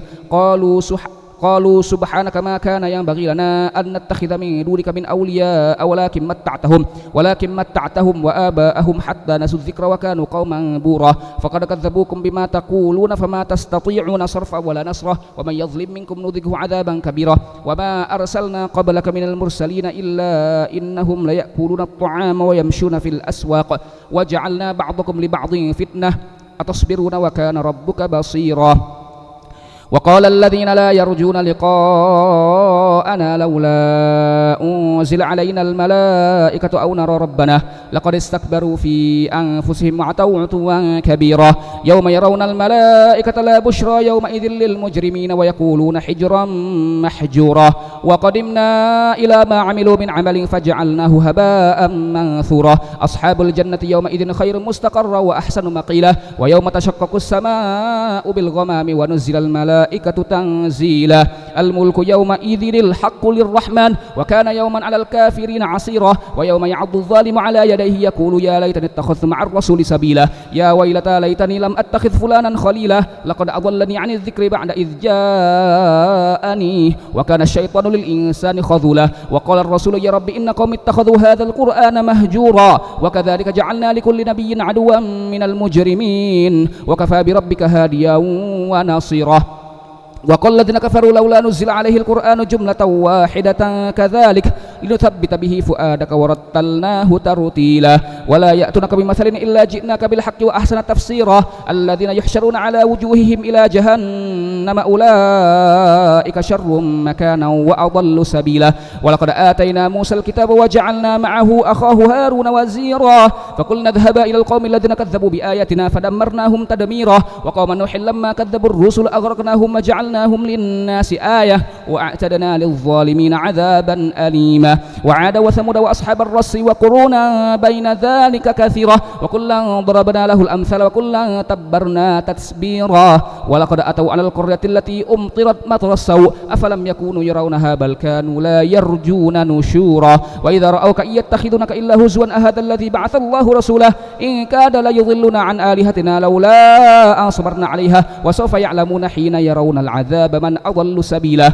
أرأيت من اتخذ إلهه هواه أفأنت تكون عليه وكيلا أم تحسب أن أكثرهم يسمعون أو يعقلون إن هم إلا كالأنعام بل هم أضل سبيلا ألم تر إلى ربك كيف مد الظل ولو شاء لجعله ساكنا ثم جعلنا الشمس عليه دليلا ثم قبضناه إلينا قبضا يسيرا وهو الذي جعل لكم الليل لباسا والنوم سباتا وجعل النهار نشورا وهو الذي أرسل الرياح بشرا بين يدي رحمته وأنزلنا من السماء ماء طهورا لنحيي به بلدة ميتا ونسقيه مما خلقنا أنعاما وأناسيا كثيرا ولقد صرفناه بينهم ليذكروا فأبى أكثر الناس إلا كفورا ولو شئنا لبعثنا في كل قرية نذيرا فلا تطع الكافرين وجاهدهم به جهادا كبيرا وهو الذي مرج البحرين هذا عذب فرات وهذا ملح أجاج وجعل بينهما برزخا وحجرا محجورا وهو الذي خلق من الماء بشرا فجعله نسبا وصهرا وكان ربك قديرا ويعبدون من دون الله ما لا ينفعهم ولا يضرهم وكان الكافر على ربه ظهيرا وما أرسلناك إلا مبشرا ونذيرا قل ما أسألكم عليه من أجر إلا من شاء أن يتخذ إلى ربه سبيلا وتوكل على الحي الذي لا يموت وسبح بحمده وكفى به بذنوب عباده خبيرا الذي خلق السماوات والأرض وما بينهما في 6 أيام ثم استوى على العرش الرحمن فاسأل به خبيرا وإذا قيل لهم اسجدوا للرحمن قالوا وما الرحمن أنسجد لما تأمرنا وزادهم نفورا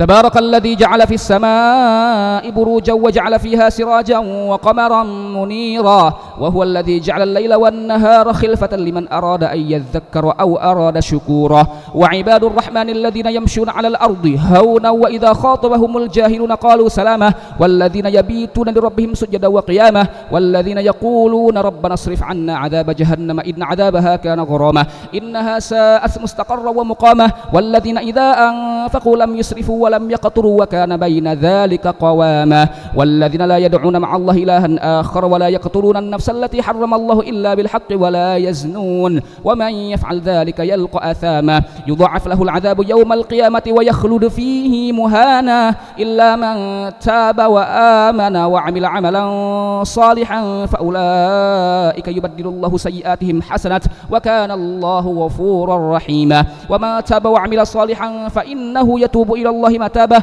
والذين لا يشهدون الزور وإذا مروا باللغو مروا كراما والذين إذا ذكروا بآيات ربهم لم يخروا عليها صما وعميانا والذين يقولون ربنا هب لنا من أزواجنا وذرياتنا قرة أعين واجعلنا للمتقين إماما أولئك يجزون الغرفة بما صبروا ويلقون فيها تحية وسلاما خالدين فيها حسنت مستقرا ومقاما قل ما يعبأ بكم ربي لولا دعاؤكم فقد كذبتم فسوف يكون لزاما. بسم الله الرحمن الرحيم طاسيم تلك آيات الكتاب المبين لعلك باخع نفسك ألا يكونوا مؤمنين إن نشأ ننزل عليهم من السماء آية فظلت أعناقهم لها خاضعين وما يأتيهم من ذكر من الرحمن محدث إلا كانوا عنه معرضين فقد كذبوا فسيأتيهم أنباء ما كانوا به يستهزئون أولم يروا إلى الأرض كم أنبتنا فيها من كل زوج كريم إن في ذلك لآية وما كان أكثرهم مؤمنين وإن ربك لهو العزيز الرحيم وإذ نادى ربك موسى أن ائت القوم الظالمين قوم فرعون ألا يتقون قال رب إني أخاف أن يكذبون ويضيق صدري ولا ينطلق لساني فأرسل إلى هارون ولهم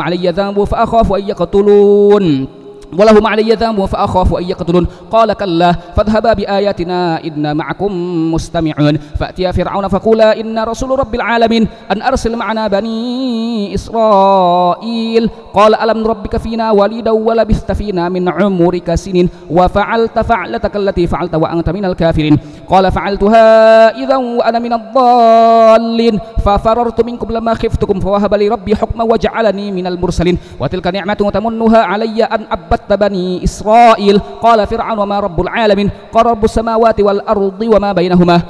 قال رب السماوات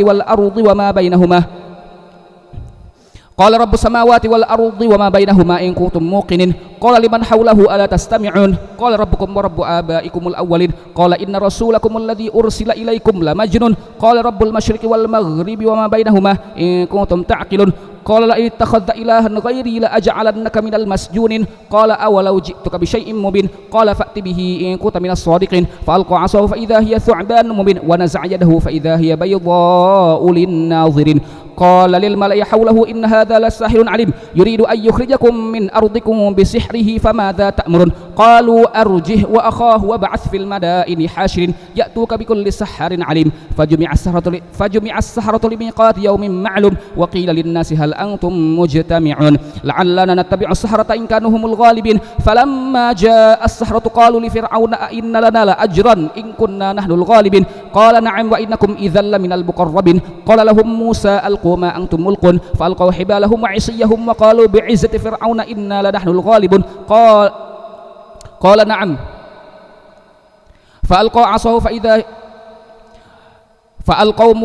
فألقوا موسى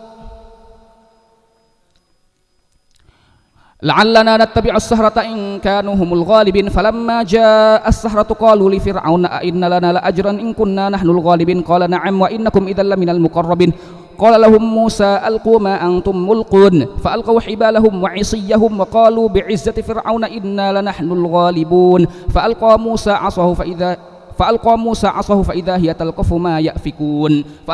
عصاه فإذا هي تلقف ما يأفكون فألقي السحرة ساجدين قالوا آمنا برب العالمين رب موسى وهارون قال آمنتم له قبل أن آذن لكم إنه لكبيركم الذي علمكم السحر فلسوف تعلمون لأقطعن أيديكم وأرجلكم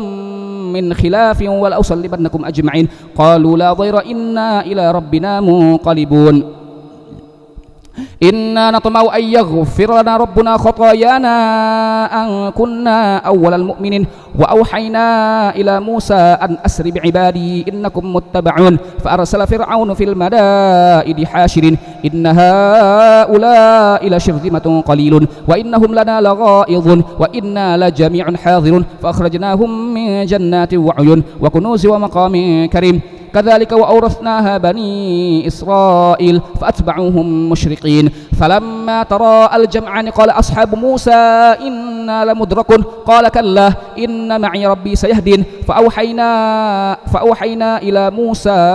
أن اضرب بعصاك البحر فانفلق فكان كل فرق كالطود العظيم وأزلفنا ثم الآخرين وأنجينا موسى ومن معه أجمعين ثم أغرقنا الآخرين إن في ذلك لآية وما كان أكثرهم مؤمنين وإن ربك لهو العزيز الرحيم واتل عليهم نبأ إبراهيم إذ قال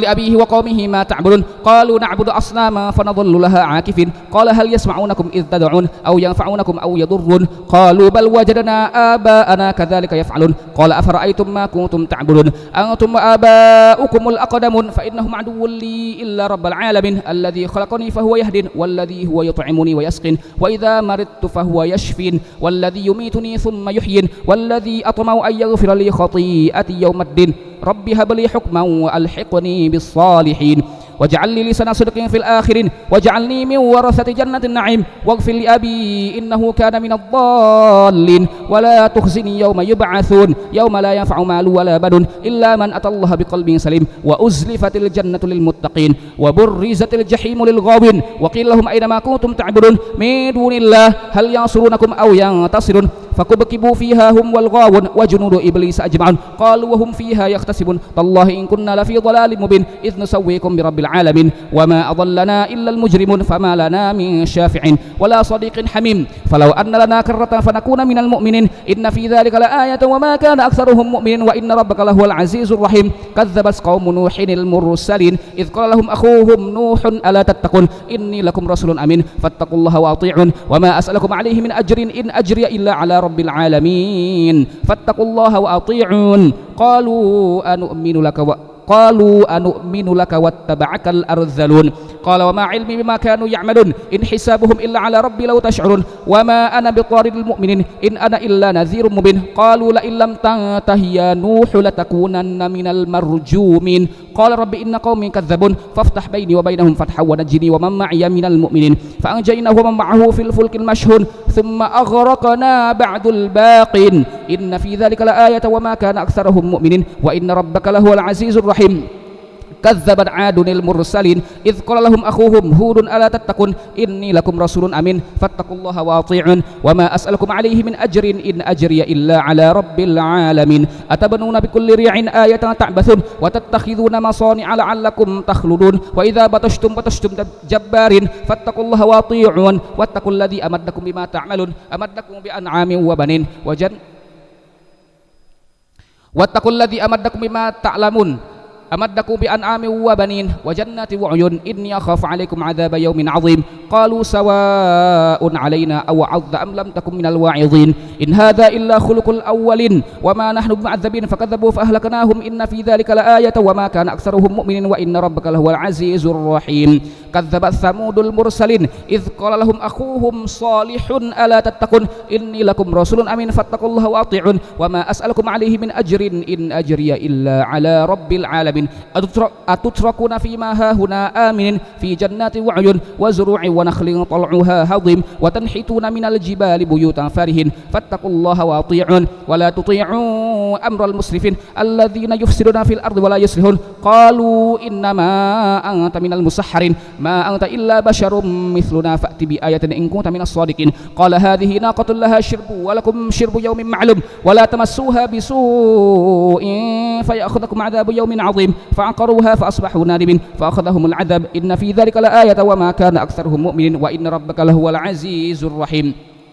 كذبت قوم لوط المرسلين إذ قال لهم أخوهم لوط ألا تتقون إني لكم رسول أمين فاتقوا الله وأطيعون وما أسألكم عليه من أجر إن أجري إلا على رب العالمين أتأتون الذكران من العالمين وتذرون ما خلق لكم ربكم من أزواجكم بل أنتم قوم عادون قالوا لئن لم تنته يا لوط لتكونن من المخرجين قال إني لعملكم من القالين رب نجني وأهلي مما يعملون فنجيناه وأهله أجمعين إلا عجوزا في الغابرين ثم دمرنا الآخرين وأمطرنا عليهم مطرة فساء مطر المنذرين إن في ذلك لآية وما كان أكثرهم مؤمنين وإن ربك لهو العزيز الرحيم كذبت عاد المرسلين kadzdzaba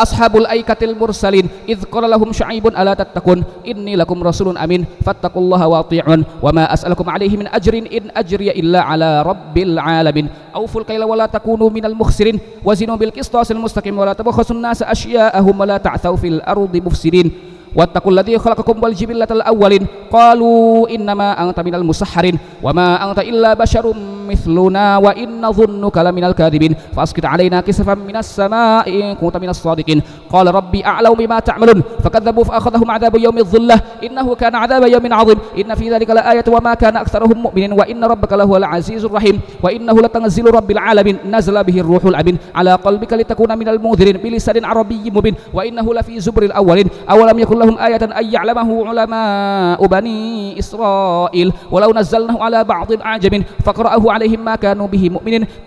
kadzalika salaknahu fi qulubil mujrimin la yu'minuna bihi hatta yarawul 'adzabal alim fayatiyahum baghtatan wa hum la yash'urun fayaqulu hal nahnu munzarun afa bi'adzabina yasta'jilun afara'aita in matta'nahum sinin thumma ja'ahum ma kanu yu'adun ma aghna 'anhum ma kanu yumatta'un wa ma ahlakna min qaryatin illa laha munzirun dzikra wa ma kunna zalimin wa ma tanazzalat bihi syayatin wa ma yanbaghi lahum wa ma yastati'un innahum 'anis sam'i ma'zulun fala tad'u ma'a Allah ilahan akhar fatakuna minal mu'adzabin wa anzir 'ashiratakal aqrabin wakhfid janahaka liman ittaba'aka minal mu'minin fa in asaka faqul inni bari'um mimma ta'malun wa tawakkal 'alal 'azizir rahim alladzi yaraka hilatakum wa taqallubaka fis sajidin innahu huwas sami'ul 'alim hal unabbi'ukum 'ala ma tanazzalu asyayatin tanazzalu 'ala kulli affakin athim yulquna sam'a wa aktharuhum kadhibun wasyu'ara'u yattabi'uhumul ghabun alam tara annahum fi kulli wadin yahimun wa annahum yaquluna ma la yaf'alun illa alladhina amanu wa 'amilus salihati wa dzakarallaha katsiran wa intasaru min ba'di ma zulimu wa saya'lamul ladzina zalamu ayya munqalabin yanqalibun. Bismillahirrahmanirrahim. Qasin تلك آيات القرآن وكتاب مبين هدى وبشرى للمؤمنين الذين يقيمون الصلاة ويؤتون الزكاة وهم بالآخرة هم يوقنون إن الذين لا يؤمنون بالآخرة زينا لهم أعمالهم فهم يعمهون أولئك الذين لهم سوء العذاب وهم في الآخرة هم الأخسرون وإنك لتلقى القرآن من لدن حكيم عليم إذ قال موسى لأهله إني آنست نارا سآتيكم منها بخبر أو آتيكم بشهاب قبس لعلكم تصطلون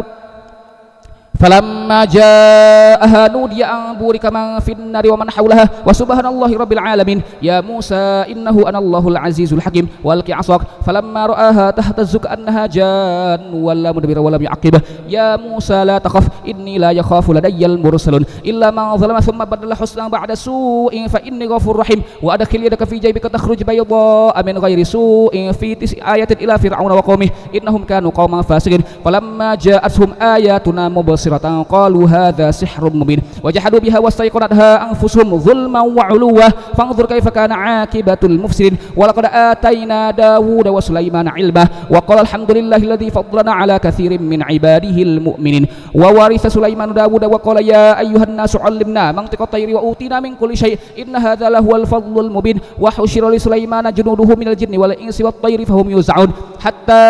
إذا أتوا على وادي النمل قالت نملة يا أيها النمل ادخلوا مساكنكم لا يحطمنكم سليمان وجنوده وهم لا يشعرون فتبسم ضاحكا من قولها وقال ربي أوزعني أن أشكر نعمتك التي أنعمت علي وعلى والدي وأن أعمل صالحا ترضاه وأدخلني برحمتك في عبادك الصالحين وتفقد الطير فقال ما لي لا أرى الهدهد أم كان من الغائبين لو عذبنه عذابا شديدا أو لأذبحنه أو ليأتيني بسلطان مبين فمكث غير بعيد فقال أحط بما لم تحط به وجئتك من سبأ بنبأ يقين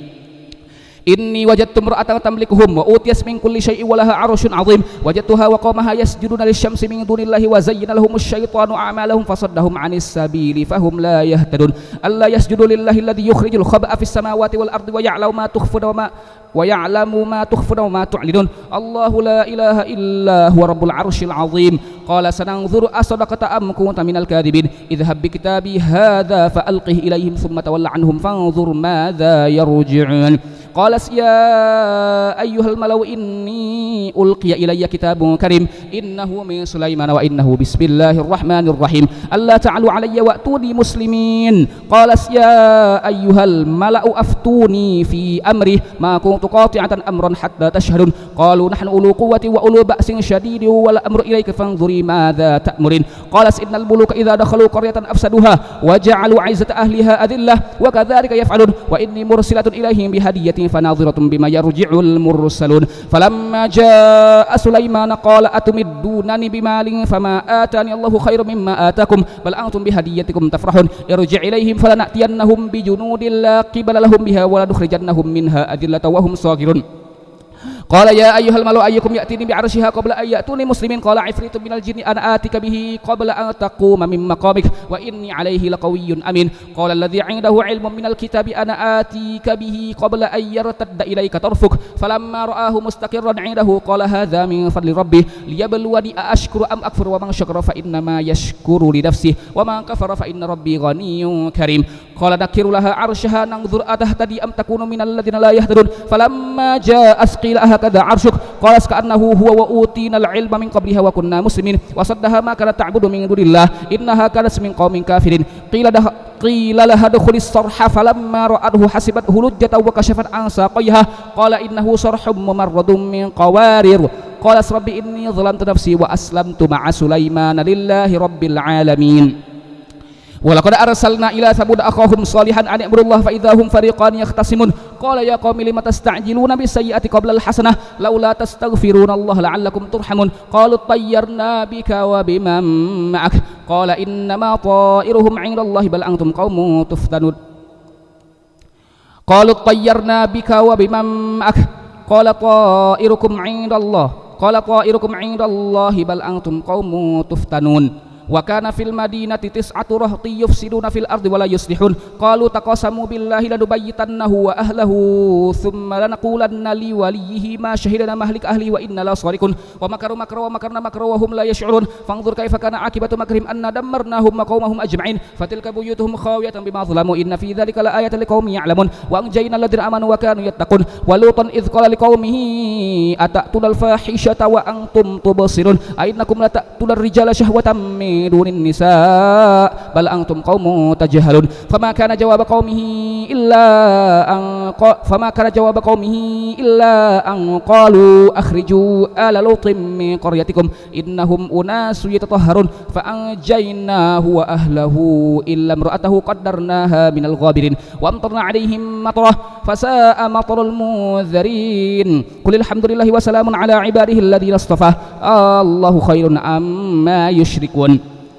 أمن خلق السماوات والأرض وأنزل لكم من السماء ماء فأنبتنا به حدائق ذات بهجة ما كان لكم أن تنبتوا شجرها أإله مع الله بل هم قوم يعدلون أما جعل الأرض قرارا وجعل خلالها أنهارا وجعل لها رواسي وجعل بين البحرين حاجزة أإله مع الله بل أكثرهم لا يعلمون أمن يجيب المضطر إذا دعاه ويكشف السوء ويجعلكم خلفاء الأرض أإله مع الله قليلا ما تذكرون أمن يهديكم في ظلمات البر والبحر ومن يرسل الرياح بشرا بين يدي رحمته أإله مع الله تعالى الله عما يشركون أمن يبدأ الخلق ثم يعيده ومن يرزقكم من السماء والأرض أإله مع الله قل هاتوا برهانكم إن كنتم صادقين قل لا يعلم ما في السماوات والأرض الغيب إلا الله وما يشعرون أيان يبعثون بل ادارك علمهم في الآخرة بل هم في شك منها بل هم منها عمون وقال الذين كفروا أئذا كنا ترابا وآباؤنا أئنا لمخرجون لقد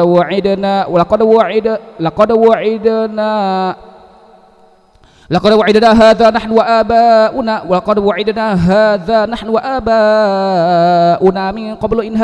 إن هذا إلا أساطير الأولين قل سيروا في الأرض فانظروا كيف كان عاقبة المجرمين ولا تحزن عليهم ولا تكن في ضيق مما يمكرون ويقولون متى هذا الوعد إن كنتم صادقين قل عسى أن يكون ردف لكم بعض الذي تستعجلون وإن ربك لذو فضل على الناس ولكن أكثرهم لا يشكرون وإن ربك ليعلم ما تكن صدورهم وما يعلنون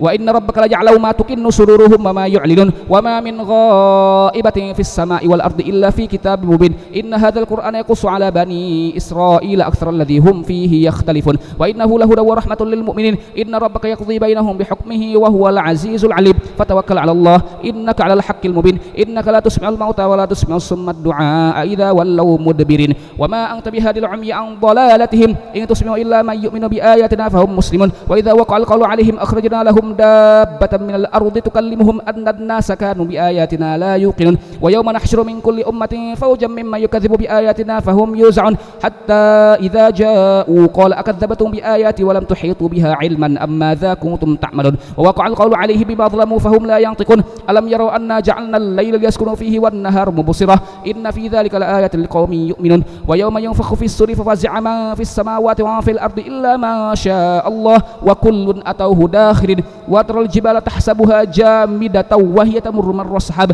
sunnallahi alladhi atqana kulla syai' innahu khabirun bima taf'alun man jaa bil hasanati falahu khairum minha wa man jaa bis ومن جاء بالحسنة فله خير منها وهم من فزع يومئذ آمنون ومن جاء بالسيئة فكبت وجوههم في النار هل تجزون إلا ما كنتم تعملون إنما أمرت أن أعبد رب هذه البلدة الذي حرمها وله كل شيء وأمرت أن أكون من المسلمين وأن أتلو القرآن فمن اهتدى فإنما يهتدي لنفسه ومن ضل فقل إنما أنا من المنذرين وقل الحمد لله سيريكم آياته فتعرفونها وما ربك بغافل عما تعملون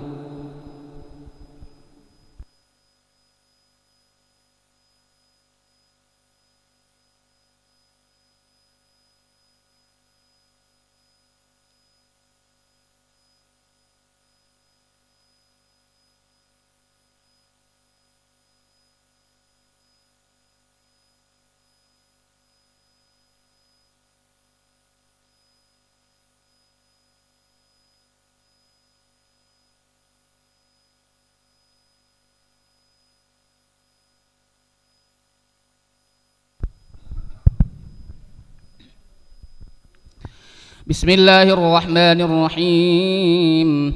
طاسيم تلك آيات الكتاب المبين نسلو عليك من نبأ موسى وفرعون بالحق لقوم يؤمنون إن فرعون علا في الأرض وجعل أهلها شيعا يستضعف طائفة منهم يذبح أبناءهم ويستحيي نساءهم إنه كان من المفسدين ونريد أن نمن على الذين استضعفوا في الأرض ونجعلهم أئمة ونجعلهم الوارثين ونمكن لهم في الأرض ونري فرعون وهامان وجنودهما منهم ما كانوا يحذرون وأوحينا إلى أم موسى أن أرضعيه فإذا خفت عليه فألقيه في اليم ولا تخافي ولا تحزني إنا رادوه إليك وجاعلوه من المرسلين فالتقطه آل فرعون ليكون لهم عدوا وحزنة إن فرعون وهامان وجنودهما كانوا خاطئين وقالت امرأة فرعون قرة عين لي ولك لا تقتلوه عسى أن ينفعنا أو نتخذه ولدا وهم لا يشعرون وأصبح فؤاد أم موسى فارغة إن كانت لتبدي به لولا أن ربطنا على قلبها لتكون من المؤمنين وقالت لأخته قصيه فبصرت به عن جنب وهم لا يشعرون وحرمنا عليه المراضع من قبل فقالت هل أدلكم على أهل بيت يكفلونه لكم وهم له ناصحون فرددناه إلى أمه كي تقر عينها ولا تحزن ولتعلم أن وعد الله حق ولكن أكثرهم لا يعلمون ولما بلغ أشده واستوى آتيناه حكما وعلما وكذلك نجزي المحسنين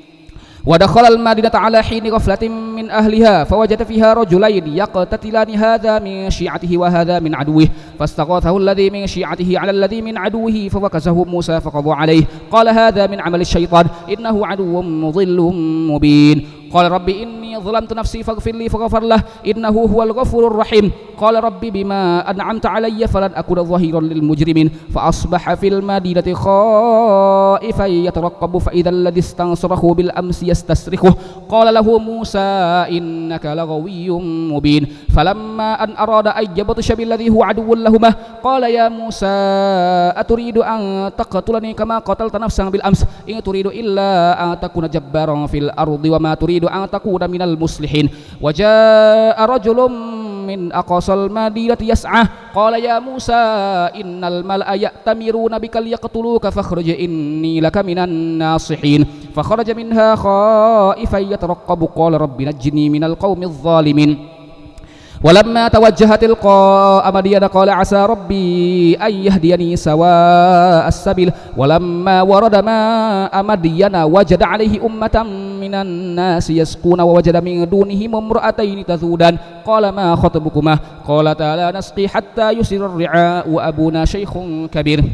فسقى لهما ثم تولى إلى الظل فقال رب إني لما أنزلت إلي من خير فقير فجاء أرش إحداهما تمشي على استحياء قالت إن أبي يدعوك ليجزيك أجر ما سقيت لنا فلما جاءه وقص عليه القصص قال لا تخف نجوت من القوم الظالمين قالت إحداهما يا أبت استأجره إن خير من استأجرت القوي الأمين قال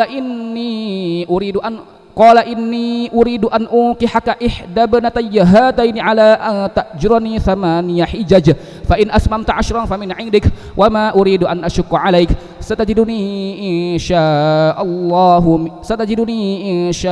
الله من الصالحين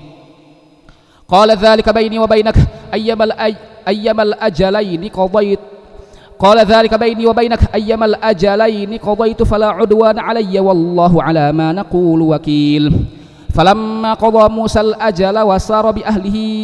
آنس من جانب الطور نارا قال لأهلهم كثوا إني آنست نارا لعلي آتيكم منها بخبر أو جذوة من النار لعلكم تصطلون فلما أتاها نودي من شاطئ الوادي الأيمن في البقعة المباركة من الشجرة أي يا موسى إني أنا الله رب العالمين وأن ألقي عصاك فلما رآها تهتز كأنها جان ولا مدبرا ولم يعقب يا موسى أقبل ولا تخف إنك من الآمنين أسلك يدك في جيبك تخرج بيضاء من غير سوء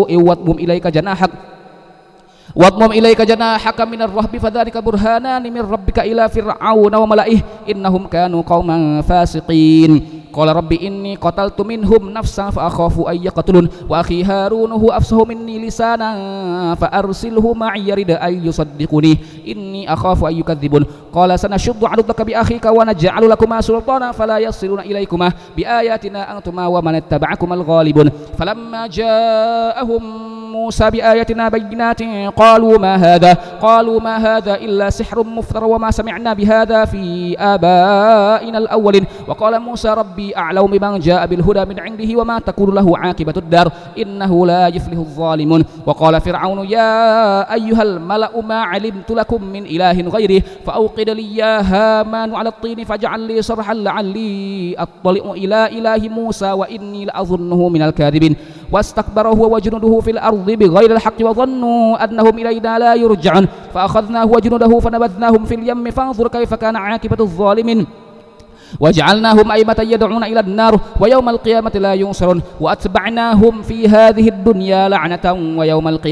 ويوم القيامة هم من المقبوحين ولقد آتينا موسى الكتاب من بعد ما أهلكنا القرون الأولى بصائر للناس وهدى ورحمة لعلهم يتذكرون وما كنت بجانب الغربي إذ قضينا إلى موسى الأمر وما كنت من الشاهدين ولكننا أنشأنا قرونا فتطول عليهم العمر وما كنت ثاويا في أهل مدين تتلو عليهم آياتنا ولكننا كنا مرسلين وما كنت بجانب الطور إذ نادينا ولكن رحمة من ربك لتنذر قوما ما أتاهم من نذير من قبلك لعلهم يتذكرون ولولا أن تصيبهم مصيبة بما قدمت أيديهم فيقولوا ربنا لولا أرسلت إلينا رسولا فنتبع آياتك ونكون من المؤمنين فلما جاءهم الحق من عندنا قالوا لولا أوتي مثل ما أوتي موسى أولم يكفروا بما أوتي موسى من قبل قالوا سحران تظاهرا وقالوا إنا بكل كافرون قل فأتوا بكتاب من عند الله هو أهدى منهما أتبعه إن كنتم صادقين فإن لم يستجيبوا لك فاعلم أنما يتبعون أهواءهم ومن أضل ممن اتبع هواه بغير هدى من الله إن الله لا يهدي القوم الظالمين ولقد وصلنا لهم القول لعلهم يتذكرون الذين آتيناهم الكتاب من قبله هم به يؤمنون وإذا يتلى عليهم قالوا آمنا به إنه الحق من ربنا إنا كنا من قبله مسلمين أولئك يؤتون أجرهم مرتين بما صبروا ويدرؤون بالحسنة السيئة ومما رزقناهم ينفقون وإذا سمعوا اللغو أعرضوا عنه وقالوا لنا أعمالنا ولكم أعمالكم سلام عليكم لا نبتغي الجاهلين إنك لا تهدي من أحببت ولكن الله يهدي من يشاء وهو أعلم بالمهتدين وقالوا إن نتبع الهدى معك نتخطف من أرضنا أولم نمكن لهم حرما آمنا يجبى إليه ثمرات كل شيء رزقا من لدنا ولكن أكثرهم لا يعلمون وكم أهلكنا من قرية بطرت معيشتها فتلك مساكنهم لم تسكن من بعدهم إلا قليلا وكنا نحن الوارثين وما كان ربك مهلك القرى حتى يبعث في أمها رسولا يتلو عليهم آياتنا وما كنا مهلك القرى إلا وأهلها ظالمون وما أوتيتم من شيء فمتاع الحياة الدنيا وزينتها وما عند الله خير وأبقى أفلا تعقلون أفما وعدناه وعدا حسنا فهو لاقيه كما متعناه متاع الحياة الدنيا ثم هو يوم القيامة من المحضرين ويوم يناديهم فيقول أين شركائي الذين كنتم تزعمون قال الذين حق عليهم القول ربنا هؤلاء الذين أغويناهم كما غوينا تبرأنا إليك ما كانوا إيانا يعبدون وقيل ادعوا شركاءكم فدعوهم فلم يستجيبوا لهم ورأوا العذاب لو أنهم كانوا يهتدون ويوم يناديهم فيقول ماذا أجبتم المرسلين فعميس عليهم الأنباء يومئذ فهم لا يتساءلون فأما من تاب وآمن وعمل صالحا فعسى أن يكون من المفلحين وربك يخلق ما يشاء ويختار ما كان لهم الخيرة سبحان الله وتعالى عما يشركون وربك يعلم ما تكن صدورهم وما يعلنون وهو الله لا إله إلا هو له الحمد في الأولى والآخرة وله الحكم وإليه ترجعون قل أرأيتم إن جعل الله عليكم الليل سرمدا إلى يوم القيامة من إله غير الله يأتيكم بضياء أفلا تسمعون قل أرأيتم إن جعل الله عليكم النهار سرمدا إلى يوم القيامة من إله غير الله يأتيكم بليل تسكنون فيه أفلا تبصرون ومن رحمته جعل لكم الليل والنهار لتسكنوا فيه ولتبتغوا من فضله ولعلكم تشكرون ويوم يناديهم فيقول أين شركائي الذين كنتم تزعمون ونزعنا من كل أمة شهيدا فقلنا هاتوا برهانكم فعلموا أن الحق لله وضل عنهم ما كانوا يفترون إن قارون كان من قوم موسى فبغى عليهم وآتيناه من الكنوز ما إن مفاتحه لتنوء بالعصبة أولي القوة إذ قال له قومه لا تفرح إن الله لا يحب الفرحين وابتغ فيما آتاك الله الدار الآخرة ولا تنس نصيبك من الدنيا وأحسن كما أحسن الله إليك ولا تبغي الفساد في الأرض إن الله لا يحب المفسدين قال إنما أوتيته على علم عندي أولم يعلم أن الله قد أهلك من قبله من القرون من هو أشد منه قوة وأكثر جمعا ولا يسأل عن ذنوبهم المجرمون فخرج على قومه في زينته قال الذين يريدون الحياة الدنيا يا ليت لنا مثل ما أوتي قارون إنه لذو حظ عظيم وقال الذين أوتوا العلم ويلكم ثواب الله خير لمن آمن وعمل صالحا ولا يلقاها إلا الصابرون فخسفنا به وبداره الأرض فما كان له من فئة ينصرونه من دون الله وما كان من المنتصرين وأصبح الذين تمنوا مكانه بالأمس يقولون ويكأن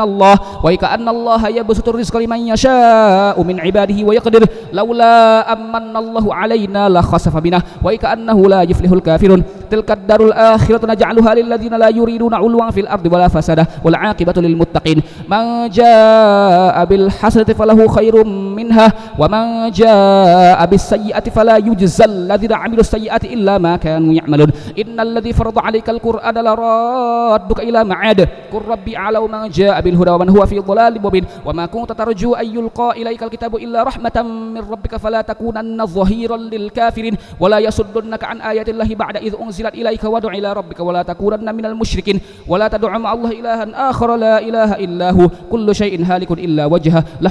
له الحكم وإليه ترجعون بسم الله الرحمن الرحيم ألف لام ميم أحسب الناس أن يتركوا أن يقولوا آمنا وهم لا يفتنون ولقد فتنا الذين من قبلهم فلا يعلمن الله الذين صدقوا ولا يعلمن الكاذبين أم حسب الذين يعملون السيئات أن يسبقونا ساء ما يحكمون من كان يرجو لقاء الله فإن أجل الله لآت وهو السميع العليم ومن جاهد فإنما يجاهد لنفسه إن الله لغني عن العالمين والذين آمنوا وعملوا الصالحات لنكفرن عنهم سيئاتهم ولنجزينهم أحسن الذي كانوا يعملون ووصينا الإنسان بوالديه حسنا وإن جاهداك لتشرك بي ما ليس لك به علم فلا تطعهما إلي مرجعكم فأنبئكم بما كنتم تعملون والذين آمنوا وعملوا الصالحات لندخلنهم في الصالحين ومن الناس من يقول آمنا بالله فإذا أوتي في الله جعل فتنة الناس كعذاب الله ولئن جاء نصر من ربك ليقولن إنا كنا معكم أوليس الله بأعلم بما في صدور العالمين وليعلمن الله الذين آمنوا وليعلمن المنافقين وقال الذين كفروا للذين آمنوا اتبعوا سبيلنا ولنحمل خطاياكم وما هم بحاملين من خطاياهم من شيء إنهم لكاذبون وليحملن أثقالهم وأثقالا مع أثقالهم وليسألن يوم القيامة عما كانوا يفترون ولقد أرسلنا نوحا إلى قومه فلبث فيهم 1000 سنة إلا 50 عاما فأخذهم الطوفان وهم ظالمون فأنجيناه وأصحاب السفينة وجعلناها آية للعالمين وإبراهيم إذ قال لقومه اعبدوا الله واتقوا ذلكم خير لكم إن كنتم تعلمون إنما تعبدون من دون الله أوثانا وتخلقون إفكا إن الذين تعبدون من دون الله لا يملكون لكم رزقا فابتغوا عند الله الرزق واعبدوه واشكروا له إليه ترجعون وإن تكذبوا فقد كذب أمم من قبلكم وما على الرسول إلا البلاغ المبين أولم يروا كيف يبدئ الله الخلق ثم يعيده إن ذلك على الله يسير قل سيروا في الأرض فانظروا كيف بدأ الخلق ثم الله ينشئ النشأة الآخرة إن الله على كل شيء قدير يعذب من يشاء ويرحم من يشاء وإليه تقلبون وما أنتم بمعجزين في الأرض ولا في السماء وما لكم من دون الله من ولي ولا نصير والذين كفروا بآيات الله ولقائه أولئك يئسوا من رحمتي وأولئك لهم عذاب أليم فما كان جواب قومه إلا أن قالوا اقتلوه أو حرقوه فأنجاه الله من النار إن في ذلك لآيات لقوم يؤمنون وقال إنما اتخذتم من دون الله أوثانا مودة بينكم في الحياة الدنيا ثم يوم القيامة يكفر بعضكم ببعض ويلعن بعضكم بعضا ومأواكم النار وما لكم من ناصر فآمن له لوط وقال إني مهاجر إلى ربي إنه هو العزيز الحكيم ووهبنا له إسحاق ويعقوب وجعلنا في ذريته النبوة والكتاب وآتيناه أجره في الدنيا وإنه في الآخرة لمن الصالحين ولوطا إذ قال لقومه إنكم لتأتون الفاحشة ما سبقكم بها من أحد من العالمين أئنكم لتأتون الرجال وتقطعون السبيل وتأتون في ناديكم المنكر فما كان جواب قومه إلا أن قالوا ائتنا بعذاب الله إن كنت من الصادقين قال ربي انصرني على القوم المفسدين ولما جاءت رسلنا إبراهيم بالبشرى قالوا إنا مهلكوا أهل هذه القرية إن أهلها كانوا ظالمين قال إن فيها لوطا قالوا نحن أعلم بمن فيها لننجينه وأهله إلا امرأته كانت من الغابرين ولما أن جاءت رسلنا لوطا سيء بهم وضاق بهم ذرعا وقالوا لا تخف ولا تحزن إنا منجوك وأهلك إلا امرأتك كانت من الغابرين إنا منزلون على أهل هذه القرية رجزا من السماء بما كانوا يفسقون ولقد تركنا منها آية بينة لقوم يعقلون وإلى مدين أخاهم شعيبا فقال يا قوم اعبدوا الله وارجوا اليوم الآخر ولا تعثوا في الأرض مفسدين فكذبوا فأخذتهم الرجفة فأصبحوا في دارهم جاثمين وعاد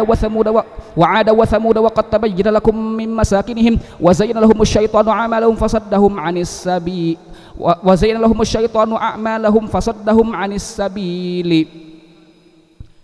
وعاد وثمود وقد تبين لكم من مساكنهم وزين لهم الشيطان أعمالهم فصدهم عن السبيل وكانوا مستبصرين وقارون وفرعون وهامان ولقد جاءهم موسى بالبينات فاستكبروا في الأرض وما كانوا سابقين فكلا أخذنا بذنبه فمنهم من أرسلنا عليه حاصبا ومنهم من أخذته الصيحة ومنهم من خسفنا به الأرض ومنهم من أغرقنا وما كان الله ليظلمهم ولكن كانوا أنفسهم يظلمون مثل الذين اتخذوا من دون الله أولياء كمثل العنكبوت اتخذت بيتا وإن أوهن البيوت لبيت العنكبوت لو كانوا يعلمون إن الله يعلم ما يدعون من دونه من شيء وهو العزيز الحكيم وتلك الأمثال نضربها للناس وما يعقلها إلا العالمون خلق الله السماوات والأرض بالحق إن في ذلك لآية للمؤمنين أتل ما أوحي إليك من الكتاب واقم الصلاة إن الصلاة تنهى عن الفحشاء والمنكر ولذكر الله أكبر والله يعلم ما تصنعون